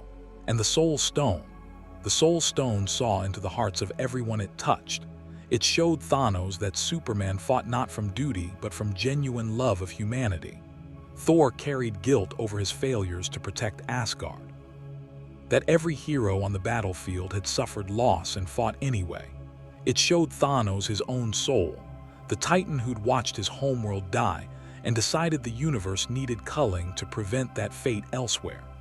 The monster who'd convinced himself mass murder was mercy. For one moment, Thanos hesitated. One moment was all Batman needed. The Dark Knight had been waiting, watching, analyzing the flow of battle. He'd seen Darkseid's pattern. The Lord of Apocalypse was arrogant, secure in his power, never considering that lesser beings might outthink him. He'd seen Thanos' discipline, every action purposeful, but that purpose made him predictable. And he'd seen the one moment when both tyrants would be distracted. "Strange," Batman's voice cut through the battle. "Now," Doctor Strange's hands moved in complex patterns, and the mirror dimension exploded outward, engulfing the entire battlefield in fractured reality. Suddenly, everyone was fighting in a world where gravity was optional, where buildings existed in multiple states simultaneously, where up and down lost meaning. Darkseid stumbled, actually stumbled, as the ground beneath him became floor, wall, and ceiling simultaneously. His Omega beams fired but curved back on themselves in the impossible geometry, creating feedback loops that disrupted his aim. Thanos adapted faster, using the space stone to orient himself in the chaos. But the mirror dimension's physics interfered with the stone's spatial manipulation, creating lag time between intention and execution. That lag was measured in microseconds. For beings like Superman and Thor, microseconds were eternities. Superman's fist connected with Thanos' jaw with the force of a meteor strike, actually staggering the mad Titan. Thor's Stormbreaker followed, lightning cascading through the mad Titan's body. Wonder Woman's lasso wrapped around Darkseid's arm, and the truth-compelling magic forced reality even the god of tyranny had to acknowledge. He was not invincible. For the first time in eons, Darkseid felt something unfamiliar. "Doubt, you fight well," Darkseid acknowledged, his voice still carrying confidence despite the momentary setback. "But you merely delay the inevitable." "I am talking too much," Aquaman said, his trident driving into Darkseid's shoulder from an angle the mirror dimension made possible. The Lord of Apocalypse roared, Omega beams erupting in all directions. The energy carved through the mirror dimension structure, creating cracks in reality itself. Strange felt the dimensional integrity failing. He couldn't hold it much longer. The combined power of two cosmic-level beings was tearing his construct apart. 30 seconds, Strange shouted. "Whatever you're going to do it now." Batman's plan had bought them seconds.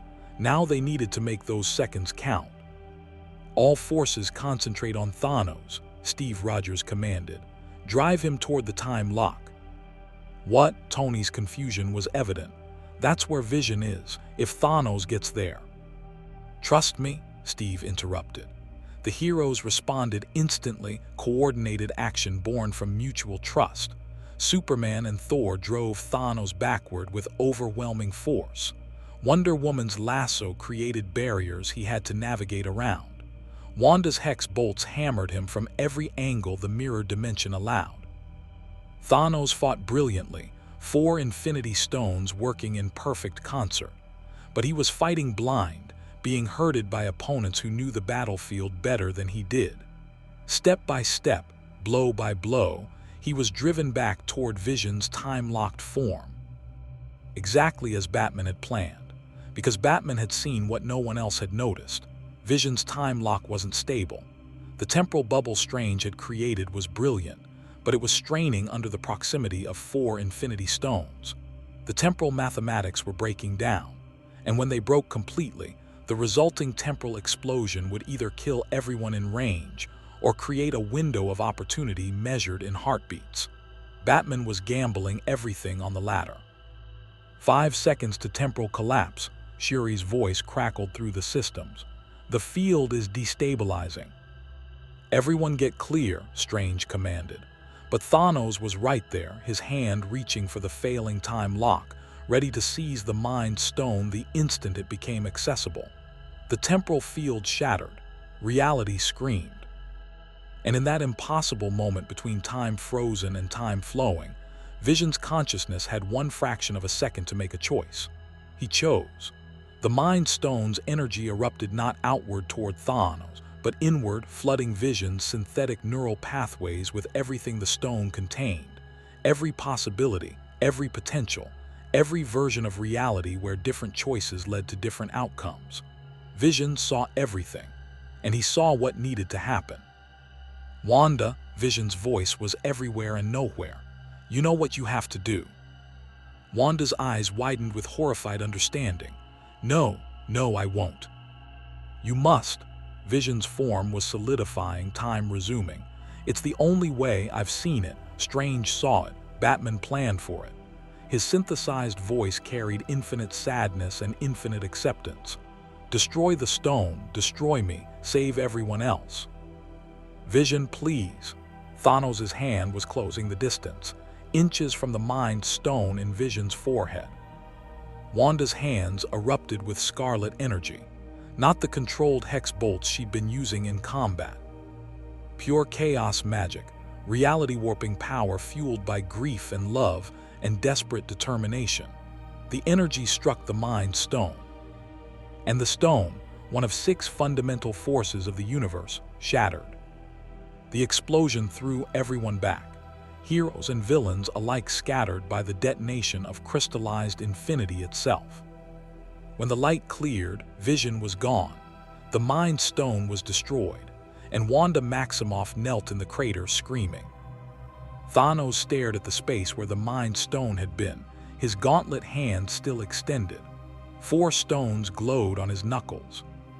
4, not 6, never 6.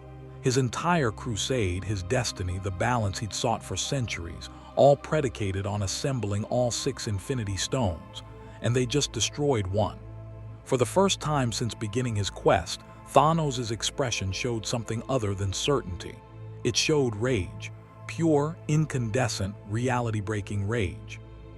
The 4 stones activated simultaneously, purple, blue, red, orange energy cascading from the Infinity Gauntlet in a wave of fundamental force that dwarfed anything he'd used before.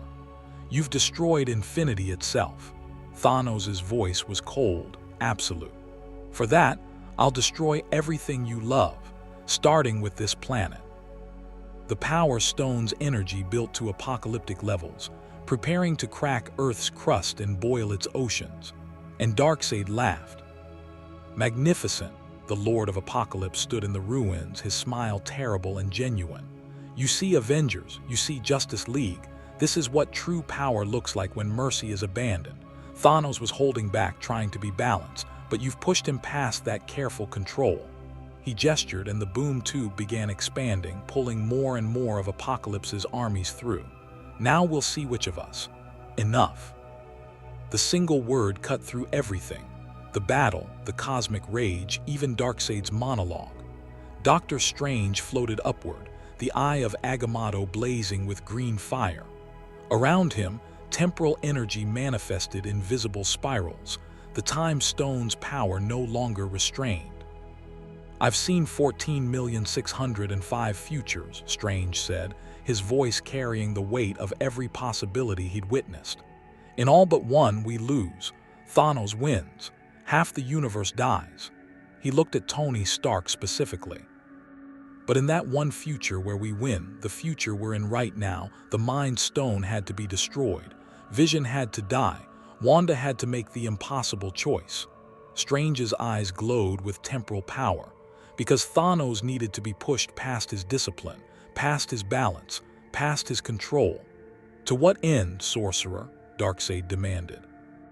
To this moment, right now, where Thanos is so enraged he's about to destroy Earth with the Power Stone, which requires channeling every bit of the stone's combined energy through the gauntlet.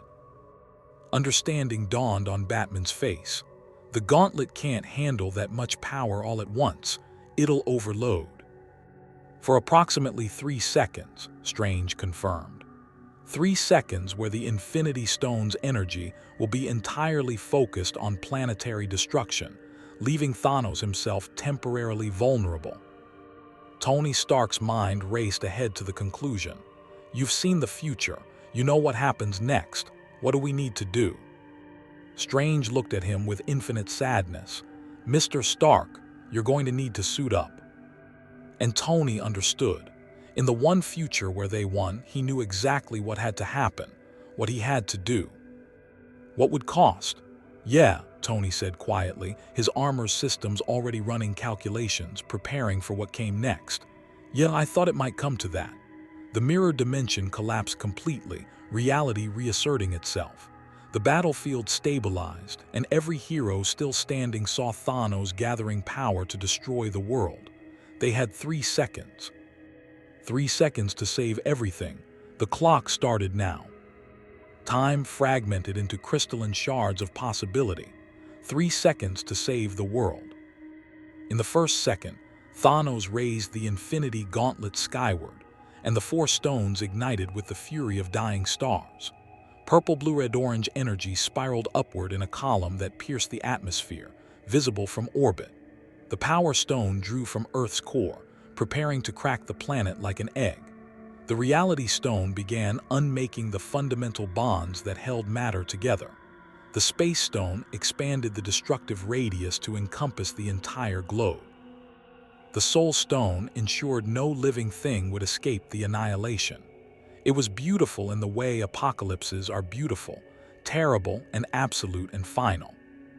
Superman saw the column of energy and understood instantly what it meant. He'd seen planetary destruction before, watched recordings of Krypton tearing itself apart. This was the same mechanism, just slower, more deliberate, more cruel. Everyone who can fly with me. Superman launched himself at the energy column, not to stop it, that was impossible, but to buy fractions of seconds. We contain it until Thor was already beside him, Stormbreaker raised high. Lightning cascaded from the enchanted weapon, God-forged power meeting the Infinity Stone's fury. Until what, my friend? Until Tony does whatever Strange saw him do, Superman replied, his hands pressing against energy that burned even his invulnerable cells. The pain was extraordinary. He ignored it. Wonder Woman joined them, her bracers crossed to deflect and absorb the energy overflow. Divine metal forged by Hephaestus himself screamed under the assault, but held. We cannot maintain this for long. We don't have to, Batman's voice came through the communication system, cold certainty despite the world ending around them. Just 2 more seconds. In the second, Tony Stark's armor transformed. Nanobots flowed across his body in patterns he'd only theorized about, never dared implement because the energy requirements were suicide. The arc reactor in his chest burned white-hot, drawing on reserves that would kill him in minutes, maybe less. Friday's voice was frantic in his helmet. Boss, these power levels will cause catastrophic system failure. You'll. I know, Tony interrupted. He'd known since Strange gave him that look. The look that said, in the one future where we win, you don't make it home. Override all safety protocols. Authorization Stark Alpha 00. Tony, please, Friday. His voice softened. It's okay, save the data, make sure Peter gets it, and tell Pepper. He paused, watching his power levels spike into the red. Tell her I'm sorry I couldn't make that dinner reservation. Recording message, Friday said quietly. Godspeed, boss. The nanobots completed their transformation. Tony's armor was no longer just armor. It was a weapon system designed for one purpose: accessing the Infinity Gauntlet's network during the 3-second window when all 4 stones were channeling through a single focal point. Cyborg's technological consciousness interfaced with Tony's systems, lending processing power that originated from Mother Box technology, science so advanced it bordered on divine. I'm with you.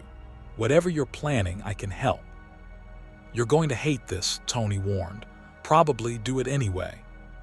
The armor's new configuration included something impossible, a containment matrix built from studying Vision's quantum signature, Strange's temporal equations, and Shuri's vibranium resonance patterns. It could theoretically hold an Infinity Stone's energy. Theoretically. For about 5 seconds before the human inside cooked, Tony had 4 stones to deal with. Simple math. He was going to die 20 seconds after this started. Give or take. Avengers, Tony said, his voice carrying to every hero on the battlefield. It's been an honor. He activated the Matrix and flew straight at Thanos. Not at the mad Titan himself, at the Infinity Gauntlet's energy signature, the network of power connecting the 4 stones to their wielder. Tony's armor dove into the column of apocalyptic energy like a man diving into a volcano. Every alarm in his suit screamed. The nanobots began disintegrating immediately. His skin started burning through the armor's protective layers. But for one perfect moment, Tony Stark's consciousness touched the Infinity Stone's network, and he understood everything. He saw why Thanos wanted balance. The Mad Titan's homeworld dying from overpopulation, his people ignoring his warnings, extinction coming exactly as he'd predicted. He saw the Soul Stone's terrible price, Gamora falling to her death on Vormir, Thanos weeping as he murdered his daughter to obtain the stone. He saw the weight of knowing you're right, and that being right requires unimaginable evil. He also saw that Thanos was wrong. Balance through death wasn't wisdom. It was trauma masquerading as philosophy. It was one being's pain projected across the universe and called mercy. And Tony Stark rejected it with every fiber of his being. "Friday," Tony said through gritted teeth as his body started failing. "Execute program, Control-Alt-Delete." The armor systems, boosted by Cyborg's processing power and drawing on the arc reactor's full output, sent a single pulse through the Infinity Gauntlet's network. Not an attack, a virus. The same basic principle Cyborg had used on Sanctuary II's weapons, but refined to quantum levels. A digital infection that couldn't destroy the stones, nothing could, but could disrupt the Gauntlet's ability to channel their power for exactly 17 seconds. 17 seconds where the stones would still be active, but unable to coordinate. 17 seconds where Thanos would be wearing 4 universe-ending weapons that suddenly didn't work together. The pulse executed. Tony's arc reactor shattered. The containment matrix failed. Energy that could reshape reality flooded his biological systems. And Tony Stark, genius billionaire playboy philanthropist, died saving the universe one last time. His body fell from the sky, armor disintegrating, the man inside already gone. But the virus was uploaded. The Infinity Gauntlet sparked, stuttered, and the coordinated apocalyptic energy column collapsed into chaotic discharge. The 4 stones were still active, still impossibly powerful, but they were fighting each other instead of working together. The world didn't end. In the 3rd second, everything happened at once. Thanos looked at his gauntlet in incomprehension as the stone's power turned against itself. Space warped reality. Reality corrupted power. Power fed back into soul. The mathematical perfection he'd achieved was replaced with cascading system failures. "What have you done?" Thanos roared, his eyes finding Tony's falling form. Steve Rogers caught Tony mid-fall, shield discarded, cradling his teammate with desperate care. No, Tony, stay with me." But Tony's eyes were already glassy, his chest still, the arc reactor's light extinguished. "He knew," Dr. Strange said quietly, floating beside them. "In the one future where we win, this had to happen. I'm sorry." "You're sorry," Steve's voice cracked. "You saw this and didn't." If I'd told him, he might have chosen differently, might have hesitated at the critical moment. Strange's own voice was heavy with the burden of knowledge. Some sacrifices only work if they're chosen freely. Peter Parker, web-slung to their position, saw Tony's body and the teenager's world shattered. No, Mr. Stark, please, you can't." His voice broke into sobs. "We won. You were supposed to see that we won." But there was no time for grief, because Thanos was adapting. The Mad Titan's strategic mind assessed the situation in microseconds. The gauntlet was compromised but not destroyed. The stones were in chaos but still functional. He needed time to restore the network, to repair whatever Stark had done. Time he didn't have, because Darkseid was moving. The Lord of Apocalypse had watched Stark's sacrifice with something approaching respect. The mortal had touched infinity itself and used his dying breath to wound a god. There was honor in that, foolish but honorable. More importantly, Thanos was vulnerable. Darkseid's Omega beams lanced out, not at the heroes but at Thanos himself. The unavoidable energy tracked the Mad Titan with malevolent intelligence, and with the Infinity Gauntlet malfunctioning, Thanos couldn't simply portal away. He had to dodge. Darkseid, god of tyranny, made Thanos the Mad Titan run. "You're weakened," Darkseid observed, advancing with the inevitability of entropy. "Your tools have failed you. Now face true divine power." The two cosmic beings clashed with world-breaking force, but the dynamic had shifted. Thanos was on the defensive, desperately trying to restore the gauntlet's functionality while fighting off Darkseid's assault. Batman saw the opening. "Everyone still mobile," he commanded, his tactical mind operating on pure adrenaline now. "We have 17 seconds before Thanos repairs the network. We use them to end this, permanently." "How?" Natasha demanded. "We just watched our most powerful weapon die, and it only made Thanos vulnerable, not defeated." "We do what Stark's sacrifice bought us the chance to do," Batman replied.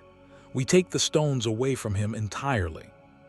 Superman understood first. "You want to remove the gauntlet while he's wearing it. While he's fighting Darkseid and the stones are in chaos. It's the only window we'll get." "That's insane," Bruce Banner said. "The gauntlet is molecularly bonded to his arm. You'd have to cut off his hand," Wonder Woman finished, her God-killer sword already in hand. "I can do this." "Not alone," Thor said, Stormbreaker crackling. "We end this together." The plan was simple, brutal, and had approximately a 12% chance of success. Batman had worked with worse odds. "Cyborg, I need you to maintain the virus," Batman instructed. "Keep the stones chaotic for as long as possible. Flash, even without speed, you're our fastest thinker. Coordinate the support team. Everyone else, we create an opening for Diana and Thor." "What about Darkseid?" Rhodey asked. "Even if we stop Thanos, we've still got a god from another universe trying to conquer Earth." "One apocalypse at a time," Batman replied. The Avengers and Justice League moved as one coordinated force, dozens of heroes with one purpose: give Wonder Woman and Thor a clear shot at Thanos' gauntlet hand. Hawkeye's explosive arrows created chaos and confusion. Black Widow's electric charges disrupted Thanos' tactical focus. Hulk charged with pure rage, forcing the Mad Titan to divide his attention. Wanda's Hex bolts, powered by grief over Vision and fury over Tony's death, hammered Thanos with reality-warping force. Aquaman's trident struck from an impossible angle, drawing blue blood. Rocket's weapons blazed from cover. Groot's vines erupted from the earth, trying to entangle the Mad Titan's legs. Every attack was designed not to kill. They couldn't, not with the stone's passive protection, but to distract, to create the one moment of vulnerability they needed. Darkseid saw what they were attempting and in a moment of pragmatic alliance intensified his assault. Omega beams carved through the air. The god of tyranny's physical blows shook the earth. He wanted those stones for himself, which meant keeping Thanos off balance. Thanos fought brilliantly despite the chaos. Even with the gauntlet malfunctioning, even outnumbered by two universes' champions, even with a god from another reality trying to kill him, the Mad Titan was holding his own. But he was mortal. Enhanced, augmented, incredibly powerful, but mortal, and mortals make mistakes. Thanos focused too much on Darkseid's Omega beams, the only attack that genuinely threatened him. He pivoted to dodge, raising the gauntlet to attempt a reality stone defense despite the network failures. For one fraction of a second, his gauntlet arm was extended, isolated, vulnerable. "Now," Batman shouted. Wonder Woman moved with speed that made her a blur even to Superman's eyes. 3,000 years of combat experience, divine strength granted by Zeus himself, and a sword forged to kill gods converged in one perfect strike. The God-Killer blade swung in an arc that terminated at Thanos' wrist. The sword was sharp enough to cut through anything mortal. The swing carried enough force to shatter mountains. But Thanos wasn't mortal, and the Infinity Stone's residual protection was still active even in their chaotic state. The blade bit into purple flesh, cut through alien bone, and stopped halfway through Thanos' wrist, wedged in enhanced tissue that even God-forged steel couldn't sever cleanly. Not alone. Thor's Stormbreaker fell like judgment itself, the God-King of Asgard channeling every bit of divine fury, every ounce of grief for his people, every moment of rage at the being who destroyed half the universe's hope. Lightning cascaded from the enchanted weapon, amplifying the strike beyond mere physical force. Stormbreaker hit the God-Killer's sword like a hammer striking a chisel. The combined force was enough. Thanos' hand, still wearing the Infinity Gauntlet, separated from his arm. The Mad Titan's scream was rage and pain and disbelief combined. He stared at the stump of his wrist, purple blood fountaining, his life's work literally severed from his body. The gauntlet hit the ground, 4 infinity stones still glowing despite the chaos. Every being on the battlefield stopped. Heroes, villains, alien armies, even Darkseid paused, his eyes fixed on the prize now lying in the Wakanda dirt. 4 infinity stones, power beyond measure, reality itself ready to be claimed. Darkseid moved first, his speed betraying his massive form. The Lord of Apocalypse reached for the gauntlet with hands that had crushed planets. Superman intercepted him, blue and red becoming a missile that struck Darkseid with enough force to crack the earth beneath them. "No, you don't get to take that, not while I'm breathing." "Then I'll ensure you stop breathing," Darkseid replied, Omega beams erupting at point-blank range. The energy that could track across star systems, that could disintegrate most beings instantly, struck Superman's chest and was absorbed by Kryptonian cells that had been storing solar energy for hours of combat. Clark's eyes began glowing red. "My turn." Heat vision met Omega beams in the space between 2 gods, and the resulting energy discharge shattered windows across what remained of Wakanda's capital. Thor stood over the fallen gauntlet Stormbreaker raised protectively. "None shall claim these stones. Not Darkseid, not Thanos, not even you, Asgardian." The female Furies attacked as one coordinated unit. Granny Goodness's energy whips cracked through the air. Lashana's metal coils wrapped around Thor's legs. Mad Harriet's razor claws slashed from the shadows. Stompa's earth-shaking stomp literally cratered the ground beneath Thor's feet. And Big Barda, the most powerful of the Furies, her Megarod swinging with force that rivaled Thor's own, struck the god of thunder directly in the chest. Thor flew backward, and the gauntlet lay undefended. Batman's grapnel fired, the line wrapping around the gauntlet. He yanked, pulling the artifact away from the immediate combat zone directly into Thanos' remaining hand. The Mad Titan, bleeding and maimed but still impossibly strong, caught the gauntlet with his left hand. His eyes met Batman's, and for a moment the billionaire vigilante stared into the face of a cosmic-level threat and saw something unexpected: respect. "You fight well, mortal," Thanos said, his voice tight with pain. "You've cost me my hand and my destiny, but this isn't over." He raised the gauntlet, held awkwardly in his non-dominant hand, still malfunctioning from Tony's virus, and activated the Space Stone. Blue energy swirled, a portal forming despite the network chaos. Thanos was retreating, pulling back to recover, to repair the damage, to return another day. "Let me end this," Aquaman said, his trident raised. One throw, one perfect strike while Thanos was vulnerable. "No," Steve Rogers said quietly, "let him go." "Are you insane?" Rocket shouted. "He's right there, we can finish this." "Look around," Steve replied. Everyone did. Darkseid and Superman were tearing through Wakanda in a combat that was reshaping the landscape.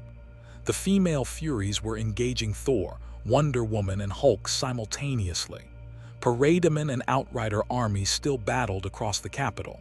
The heroes were exhausted, wounded, and operating on fumes. And Tony Stark's body lay where Steve had gently placed it, a reminder of what this fight had already cost. "If we chase Thanos now, we can't also fight Darkseid," Steve said. "We can't protect the city, can't save the people still trapped in the rubble, can't honor Tony's sacrifice by preserving what he died to protect." His voice carried the weight of command. "We've taken the stones away from Thanos. The Mind Stone is destroyed. He can't complete his plan. That's enough for today." Thanos heard the words through the portal, and something flickered across his face. Not gratitude. The Mad Titan was beyond such sentiments, but acknowledgement. "We will meet again, Avengers, Justice League." Thanos looked at his severed wrist, the stump already being sealed by his alien physiology's healing factor. Next time I'll be prepared for both your courage and your cunning. The portal collapsed and Thanos was gone. The Infinity Gauntlet with 4 stones disappeared with him. Damn it, Natasha slammed her fist against the rubble. We had him. We had a choice, Batman corrected. Stop Thanos permanently and lose to Darkseid, or survive today and fight tomorrow. He looked at Superman and Darkseid's battle, watching the 2 divine beings trade blows that shook reality. We chose survival. Batman's right, T'Challa said, coordinating Wakandan forces to evacuate civilians. Wakanda cannot sustain 2 cosmic battles simultaneously. We must prioritize our people. Doctor Strange descended, the time stone glowing but diminished. Using it to witness millions of futures had cost him significantly. The future is in flux again. Stark's sacrifice and Thanos' retreat have created new timelines I can't see clearly, but he managed a weak smile. But I see more where we win than I did before. What about Darkseid? Wanda asked, her voice hollow with grief over Vision, over Tony, over everything this day had cost. How do we stop a god? We asked nicely. Everyone turned to see Flash Barry Allen, still without his speed, walking toward them with someone unexpected. Big Barda, the largest of the female Furies, had her Megarod lowered and her expression was conflicted. Barda, Wonder Woman's hand moved to her sword. She'd fought the Furies before, knew their deadly efficiency. What are you? I'm done, Barda said simply. Her voice carried the weight of someone making a decision that would reshape her entire existence. I've served Darkseid for centuries, fought his wars, conquered his worlds. And for what? So he can chase power in another universe while Apocalypse crumbles. This is a trick, Aquaman said, trident raised. No trick, just truth. Barda's eyes found the heroes, studying them with new appreciation. I watched you fight today, watched you make impossible choices. That mortal Stark, he touched infinity and used it to wound a god, and he did it knowing he'd die. She gestured to Tony's body. Darkseid has never sacrificed anything. He takes, he conquers, he rules, but he's never given himself for anything greater. Barda's Megarod transformed, collapsing into a more portable form. I'm tired of serving a god who only knows how to take. So you'll serve us instead, Batman's voice was skeptical. I'll fight beside you. There's a difference. Barda looked back at where Darkseid and Superman were locked in combat, 2 titans testing each other's limits. And I'll tell you how to send Darkseid back to our universe, permanently. Every hero leaned in. The boom tube that brought us here, Barda explained. It's unstable because it's bridging realities that were never meant to connect. Darkseid is keeping it open through force of will and Mother Box technology. But if someone could disrupt the Mother Box's connection while Darkseid is distracted, the boom tube would collapse, Cyborg finished, possibly pulling everything from Apocalypse back through before it's sealed. Including Darkseid if he was close enough to the tube when it collapsed, Barda confirmed. How close? Bruce Banner asked. Physical contact. He'd need to be touching the boom tube's event horizon when it failed. Everyone looked at where Superman and Darkseid fought, the 2 beings hundreds of yards from the boom tube's location. So we need to drive a god backward across a battlefield, Rocket summarized, while also sabotaging alien technology from another universe. Simple. We've done harder, Steve said, but even he didn't sound convinced. Batman was already forming the plan. Cyborg, you and Shuri work on the Mother Box disruption. Barda, you coordinate with them. They'll need your technical knowledge. Everyone else, we drive Darkseid to the boom tube. How? Rhodey demanded. We've been throwing everything at him, and Superman's the only one who can even make him feel it. Then we don't try to hurt him, Batman replied. We make him chase something he wants more than fighting us. Wonder Woman understood immediately. The Time Stone, it's the last Infinity Stone on Earth. If we make him think he can claim it, he'll follow it right to the boom tube, Strange finished. Using me as bait, again, I'm sensing a pattern. You're the one who saw the future, Batman said without sympathy. Did you see this working? Strange closed his eyes, pushing his temporal awareness to its limits despite the exhaustion. He saw threads of possibility, futures branching and converging. Yes, if Superman can keep Darkseid occupied for 60 more seconds while we prepare, if Cyborg can crack Mother Box encryption from another universe, if I can run fast enough despite being a sorcerer and not an athlete. He opened his eyes. Yes, this works. Maybe. Maybe is better than nothing, Steve said. Let's do it. The plan executed with desperate precision. Cyborg and Shuri worked in tandem, their technological consciousness interfacing with Barda's knowledge of apocalypse systems. The Mother Box technology was elegant, sophisticated beyond Earth science, but it was still technology, and technology could be hacked. There, Barda pointed to a quantum signature in the boom tube's code. That's the stability anchor. Collapse that, and the entire portal destabilizes. I see it, Cyborg confirmed, but it's protected by encryption I've never encountered. This will take time. We don't have time, Shuri said, her fingers flying across holographic displays, but we have pattern recognition. Her genius mind analyzed the encryption, finding repeating elements and mathematical structures. It's not random, it's based on dimensional harmonics, music of the spheres. New gods view reality as an equation and symphony combined, Barda explained. The encryption is mathematical art. Then we treat it as art, Shuri said, adapting her approach. Suddenly, she wasn't breaking code. She was finding the dissonant note in a cosmic composition. Cyborg followed her lead, his processing power adding computational strength to her creative insight. The encryption began to crack. Meanwhile, Dr. Strange ran. Not the graceful movement of a sorcerer floating on mystical currents, but the awkward sprint of a man who'd spent more time in libraries than gyms. His cloak of levitation tried to help, but he'd specifically told it to stay inactive. This needed to look like desperate flight, not strategic retreat. Behind him, Darkseid pursued. The god of tyranny had broken off from Superman when he saw Strange running toward the boom tube, the time stone glowing at his chest like a beacon. The calculation was simple. Fighting Superman achieved nothing concrete, but claiming the last Infinity Stone on Earth was a tangible goal. You run from the inevitable, sorcerer, Darkseid called, his voice carrying across the battlefield. I am entropy. I am ending. You cannot escape me. Not trying to escape, Strange muttered, running faster. Just trying not to die before reaching my mark. Superman rocketed after Darkseid heat vision, lancing out to slow the god's pursuit. Each beam forced Darkseid to dodge or deflect, buying Strange precious seconds. Wonder Woman joined the harassment, her lasso creating barriers that Darkseid had to navigate around. Thor's lightning struck from above. Hulk's thrown boulders, entire boulders, created obstacles. None of it stopped Darkseid, but it slowed him, channeled him, drove him step by step toward the boom tube. 30 seconds, Cyborg called. I'm almost through the encryption. Strange was 20 yards from the boom tube. Darkseid was 15 yards behind him. The math wasn't working. I need more time, Strange shouted. You don't have it, Batman's voice cut through. Barry now. The Flash Barry Allen, forensic scientist, hero without his powers, did the only thing he could do. He tackled Dr. Strange.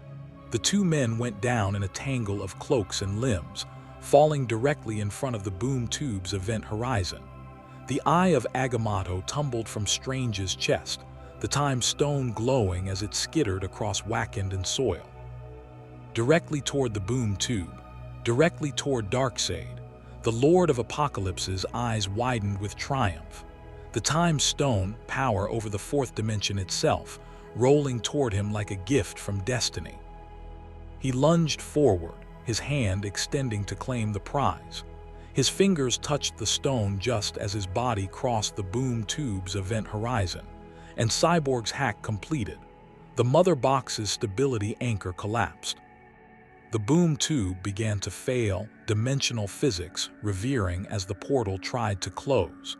Instead of allowing passage between universes, it became a gravitational singularity, pulling everything from Apocalypse back toward its home reality. Darkseid's eyes widened with understanding. No, He tried to pull back, tried to resist the collapsing portal's gravitational pull. But he was touching the event horizon, and he just grabbed an infinity stone with his bare hand. The time stone activated reflexively, temporal energy flooding through Darkseid's divine physiology. Not under his control, just raw temporal force reacting to being touched by a being of immense power. For one impossible moment, Darkseid experienced every instant of his own existence simultaneously. Every conquest, every defeat, every moment of triumph and rare moments of doubt, all happening at once. The temporal overload disrupted his concentration just enough. The boom tube's collapse accelerated, and Darkseid, god of tyranny, lord of apocalypse, one of the most powerful beings in the DC universe, was yanked backward through the portal like a child pulled by an undertow. "This isn't over," Darkseid's roar echoed across dimensions. "I'll return, I'll." The boom tube sealed with a thunderclap of imploding reality. Darkseid was gone. The female Furies, the Parademons, every piece of Apocalypse technology, all pulled back through the portal in its final seconds, except Big Barda, who'd been far enough from the tube to avoid its gravitational pull. She stood alone, watching the space where her former master had vanished. "It's done," she said quietly. "He's back in our universe, and the dimensional breach is sealed." Superman descended slowly, his body showing the strain of fighting two cosmic-level beings in one day. Will he be able to return? Not easily. The breach was created by specific circumstances, Infinity Stone usage resonating with boom tube technology. Without those exact conditions, Barda shook her head, he's trapped in our reality, for now. The battlefield fell silent, except for the groans of wounded and the crackle of fires. They'd won, sort of. Thanos had escaped with 4 Infinity Stones but was wounded and unable to complete his plan. Darkseid had been driven back to his home universe. Earth was saved, but the cost was written in blood and ash across Wakanda's capital. Tony Stark was dead. Vision was dead. Hundreds of Wakandan warriors had fallen. The city was in ruins, and both threats remained. Thanos would heal and return. Darkseid would eventually find another way through. This was victory, only in the sense that they were still alive to fight tomorrow. Steve Rogers walked to where Tony's body lay. He knelt beside his friend, his teammate, the man he'd fought with and against and ultimately fought beside when it mattered most. "We won, Tony," Steve said quietly. "You bought us the time we needed, gave us the chance we needed, just like you always do." Peter Parker was crying, his mask pulled off, teenage grief raw and unrestrained. He was supposed to be okay. He always makes it out. He's Iron Man. "He was a man," Natasha said gently, her own eyes wet. "A good man who made a choice to save the world. That's what heroes do." The Justice League stood at a respectful distance, giving the Avengers space to grieve their fallen. They'd lost teammates before, knew the hollow ache of victory bought with friends' lives. Superman found Batman in the shadows, the Dark Knight watching everything with eyes that missed nothing. "We need to get home," Clark said quietly. "Our Earth still needs us. Darkseid's back there probably planning his next move, and we're stuck here." "I know," Batman replied. "I've been thinking about that. The dimensional breach was caused by specific conditions, but Cyborg and I might be able to recreate them artificially. We'd need resources, time, and another Infinity Stone activation to create the resonance," Cyborg said, joining them. His systems were exhausted but still functional. "I analyzed the energy signature when Thanos used 4 stones. If Strange used the time stone with sufficient power at the exact moment I opened a boom tube, we could punch through back to our universe," Batman finished. Doctor Strange floated over, looking more exhausted than Clark had ever seen a person look. "I can do it. One more major time stone activation, but it has to be soon. The barriers between realities are still unstable from Darkseid's breach. In a few days, they'll solidify and the window closes. Then we have our timeline," Batman said. "But first, we help here. We owe them that much."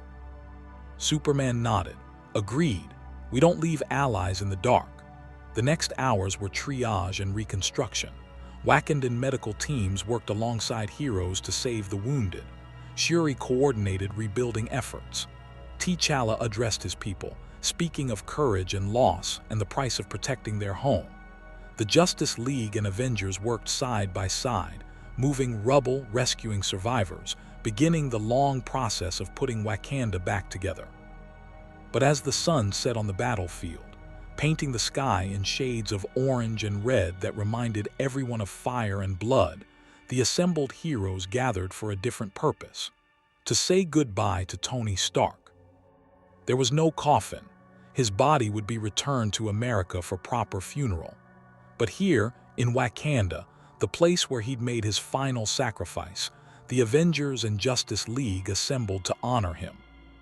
Steve spoke first, his voice steady despite the grief. Tony Stark was many things: genius, billionaire, philanthropist, Avenger, friend. He wasn't perfect, he'd be the first to tell you that. But when the world needed saving, when someone had to make the impossible choice, Tony never hesitated. Thor raised Stormbreaker. In Asgard, we honor fallen warriors by celebrating their deeds in battle. Stark touched infinity itself and wounded a god. His name will be remembered in songs. Natasha's eulogy was simple. He was one of us. That's all he ever wanted, to be good enough to stand beside heroes. He was better than good enough. Peter couldn't speak through his tears. When it was the Justice League's turn, Superman stepped forward. "I didn't know Tony Stark long," Clark said, "but I recognized him immediately. He was like Batman, someone without powers who stood among gods and refused to be diminished. He saw impossible problems and solved them through sheer force of will and intelligence." He paused. "Our worlds are different in many ways, but both have people like Tony. People who prove that heroism isn't about strength or speed or invulnerability. It's about choice. And Tony Stark chose to save everyone, even when it cost him everything." Wonder Woman added, "In the Amazon tradition, warriors who die in battle protecting others are honored as champions. We would count Tony Stark among our greatest." Even Batman, who'd known Stark for only hours, spoke. "I studied him while we worked together. His mind was extraordinary. He saw connections others missed, solved problems through unconventional thinking. In my world, we'd call him a genius. Here, you called him Iron Man. Both are correct. Both are insufficient to capture what he truly was." A pause. "The world is less without him." As darkness fell, the heroes dispersed to their various tasks, but a few remained at the memorial. This response paused because Claude reached its max length for a message. Hit continued to nudge Claude's sight. Steve and Natasha stood together, silent in their grief. Peter sat with his head in his hands, Wanda beside him offering quiet comfort born from her own loss.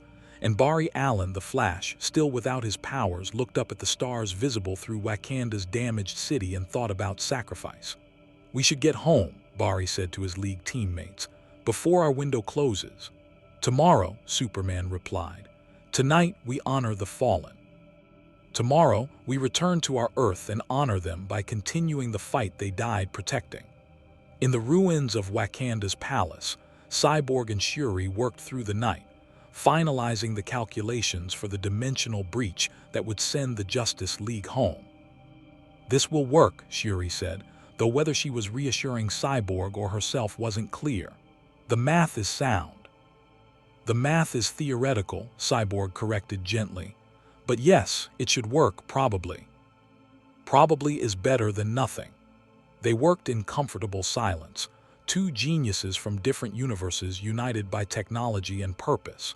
And in the shadows of ruined Wakanda, Bruce Wayne stood watch over the city, his eyes scanning for threats that might come in the night. Because Batman never slept when people needed protecting, even in someone else's universe. The sun rose over Wakanda in shades of gold and crimson, painting the ruins of the capital in colors that reminded everyone of both hope and bloodshed. The city had survived the night. No secondary attacks, no Thanos returning for vengeance, no dimensional breaches tearing reality apart. Just the quiet aftermath of war, where survivors counted their dead and began the impossible work of rebuilding.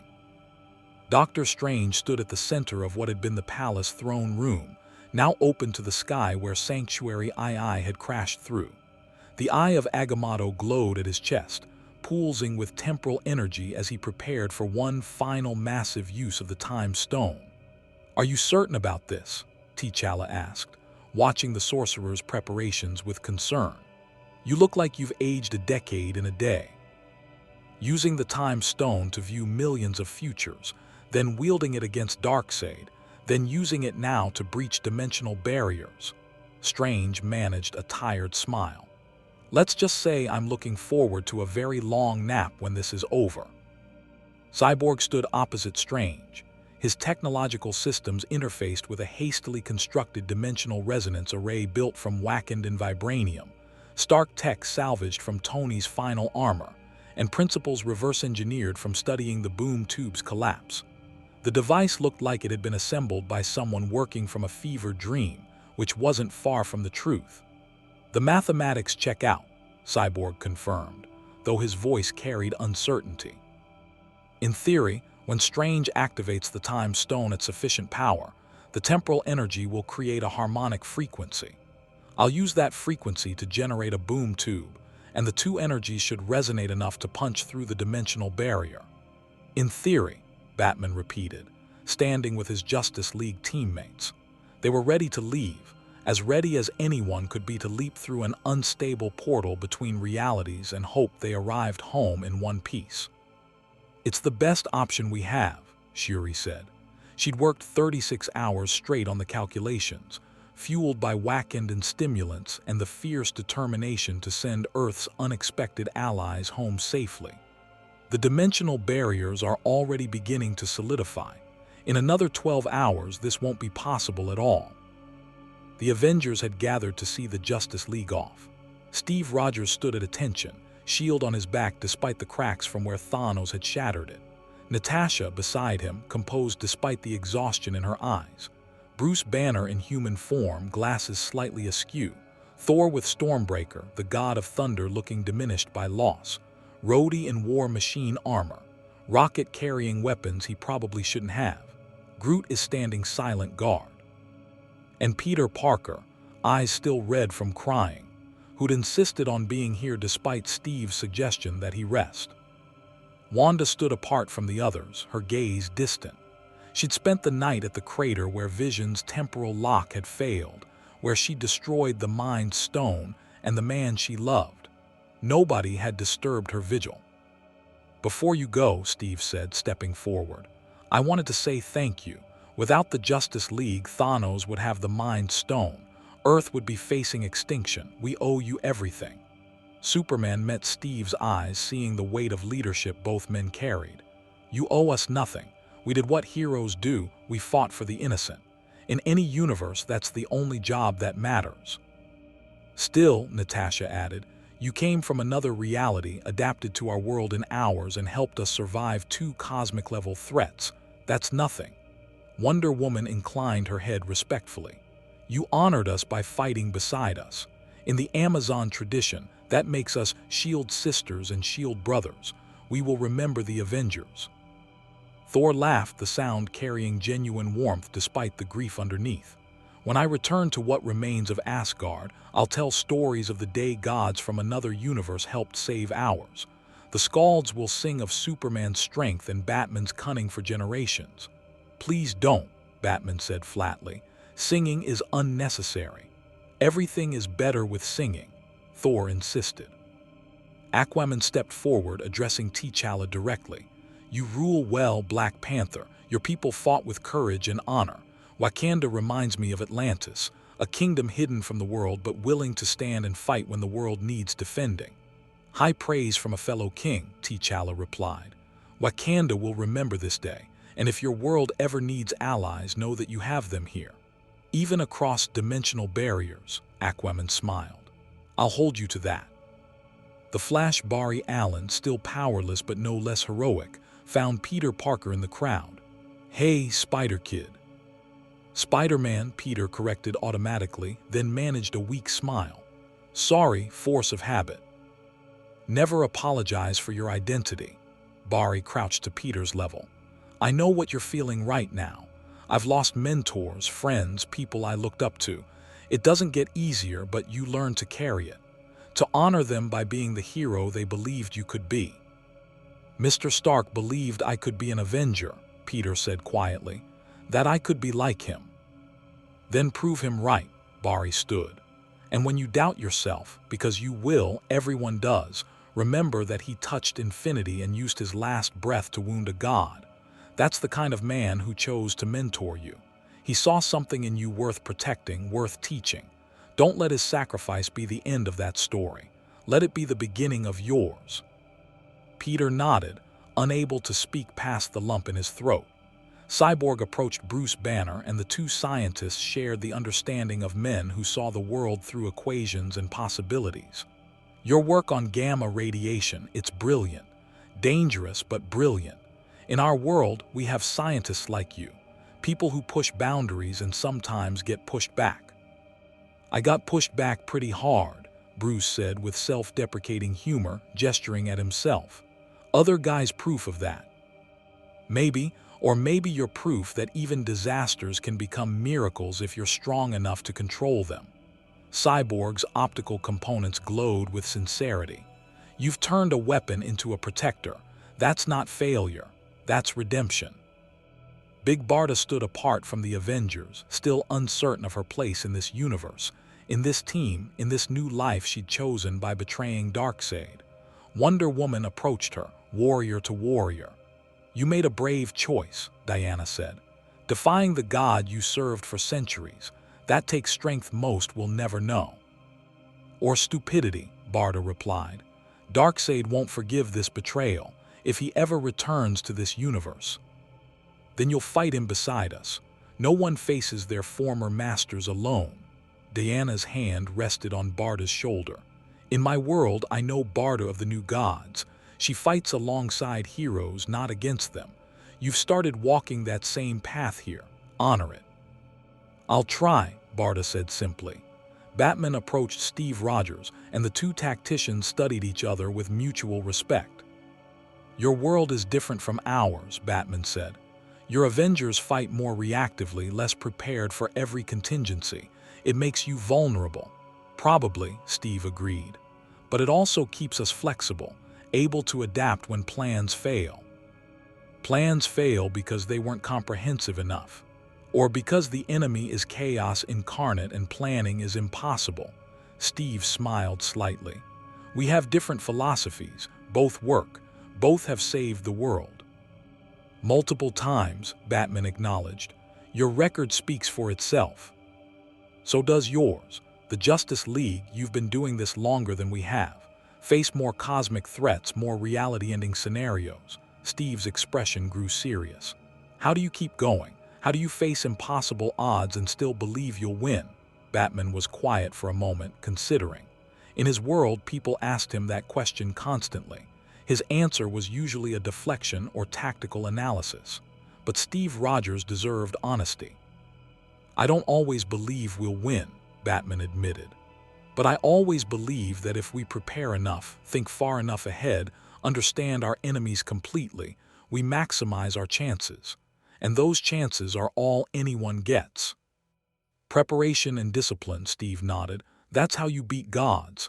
That's how mortals survive in a universe of gods, Batman corrected. We can't match their power, so we match their thinking. Stay 3 steps ahead. Make them react to us instead of the reverse. I'll remember that for the next time. Steve extended his hand. Thank you, Batman, for everything. Batman shook his hand. Survive long enough to make Tony Stark's sacrifice matter. That's all the thanks required. Superman floated to where Wanda sat alone, sensing her isolation even in the crowd. He descended gently, respectful of her grief. I'm sorry about Vision, Clark said quietly. I know what it's like to lose someone you love. Do you? Wanda's voice wasn't hostile, just hollow. Have you ever had to kill the person you love to save the universe? No, Superman admitted. But I've had to make choices where every option meant someone died. where being strong enough to save everyone wasn't enough because the universe demanded sacrifice. He sat beside her. It doesn't make it hurt less, but it means you're not alone in carrying that pain. He was good, Wanda said, tears flowing freely now. Vision was, he was the best of us, logical and compassionate, strong but gentle, and I destroyed him. You saved him, Superman corrected. Thanos would have torn the Mind Stone out and left Vision to die in agony. You gave him a quick end and made sure his sacrifice meant something. That's love, Wanda. Not the easy kind from stories, the hard kind that costs everything. Wanda looked at him, seeing the alien refugee who'd become Earth's greatest symbol of hope, and recognized someone who understood impossible choices. How do you keep hopping? She asked. After everything you've lost, everything you've seen, how do you still believe things will get better? Superman smiled, and it was genuine despite the grief of the last 2 days. Because giving up hope means Thanos wins, Darkseid wins, every tyrant who thinks power justifies cruelty wins.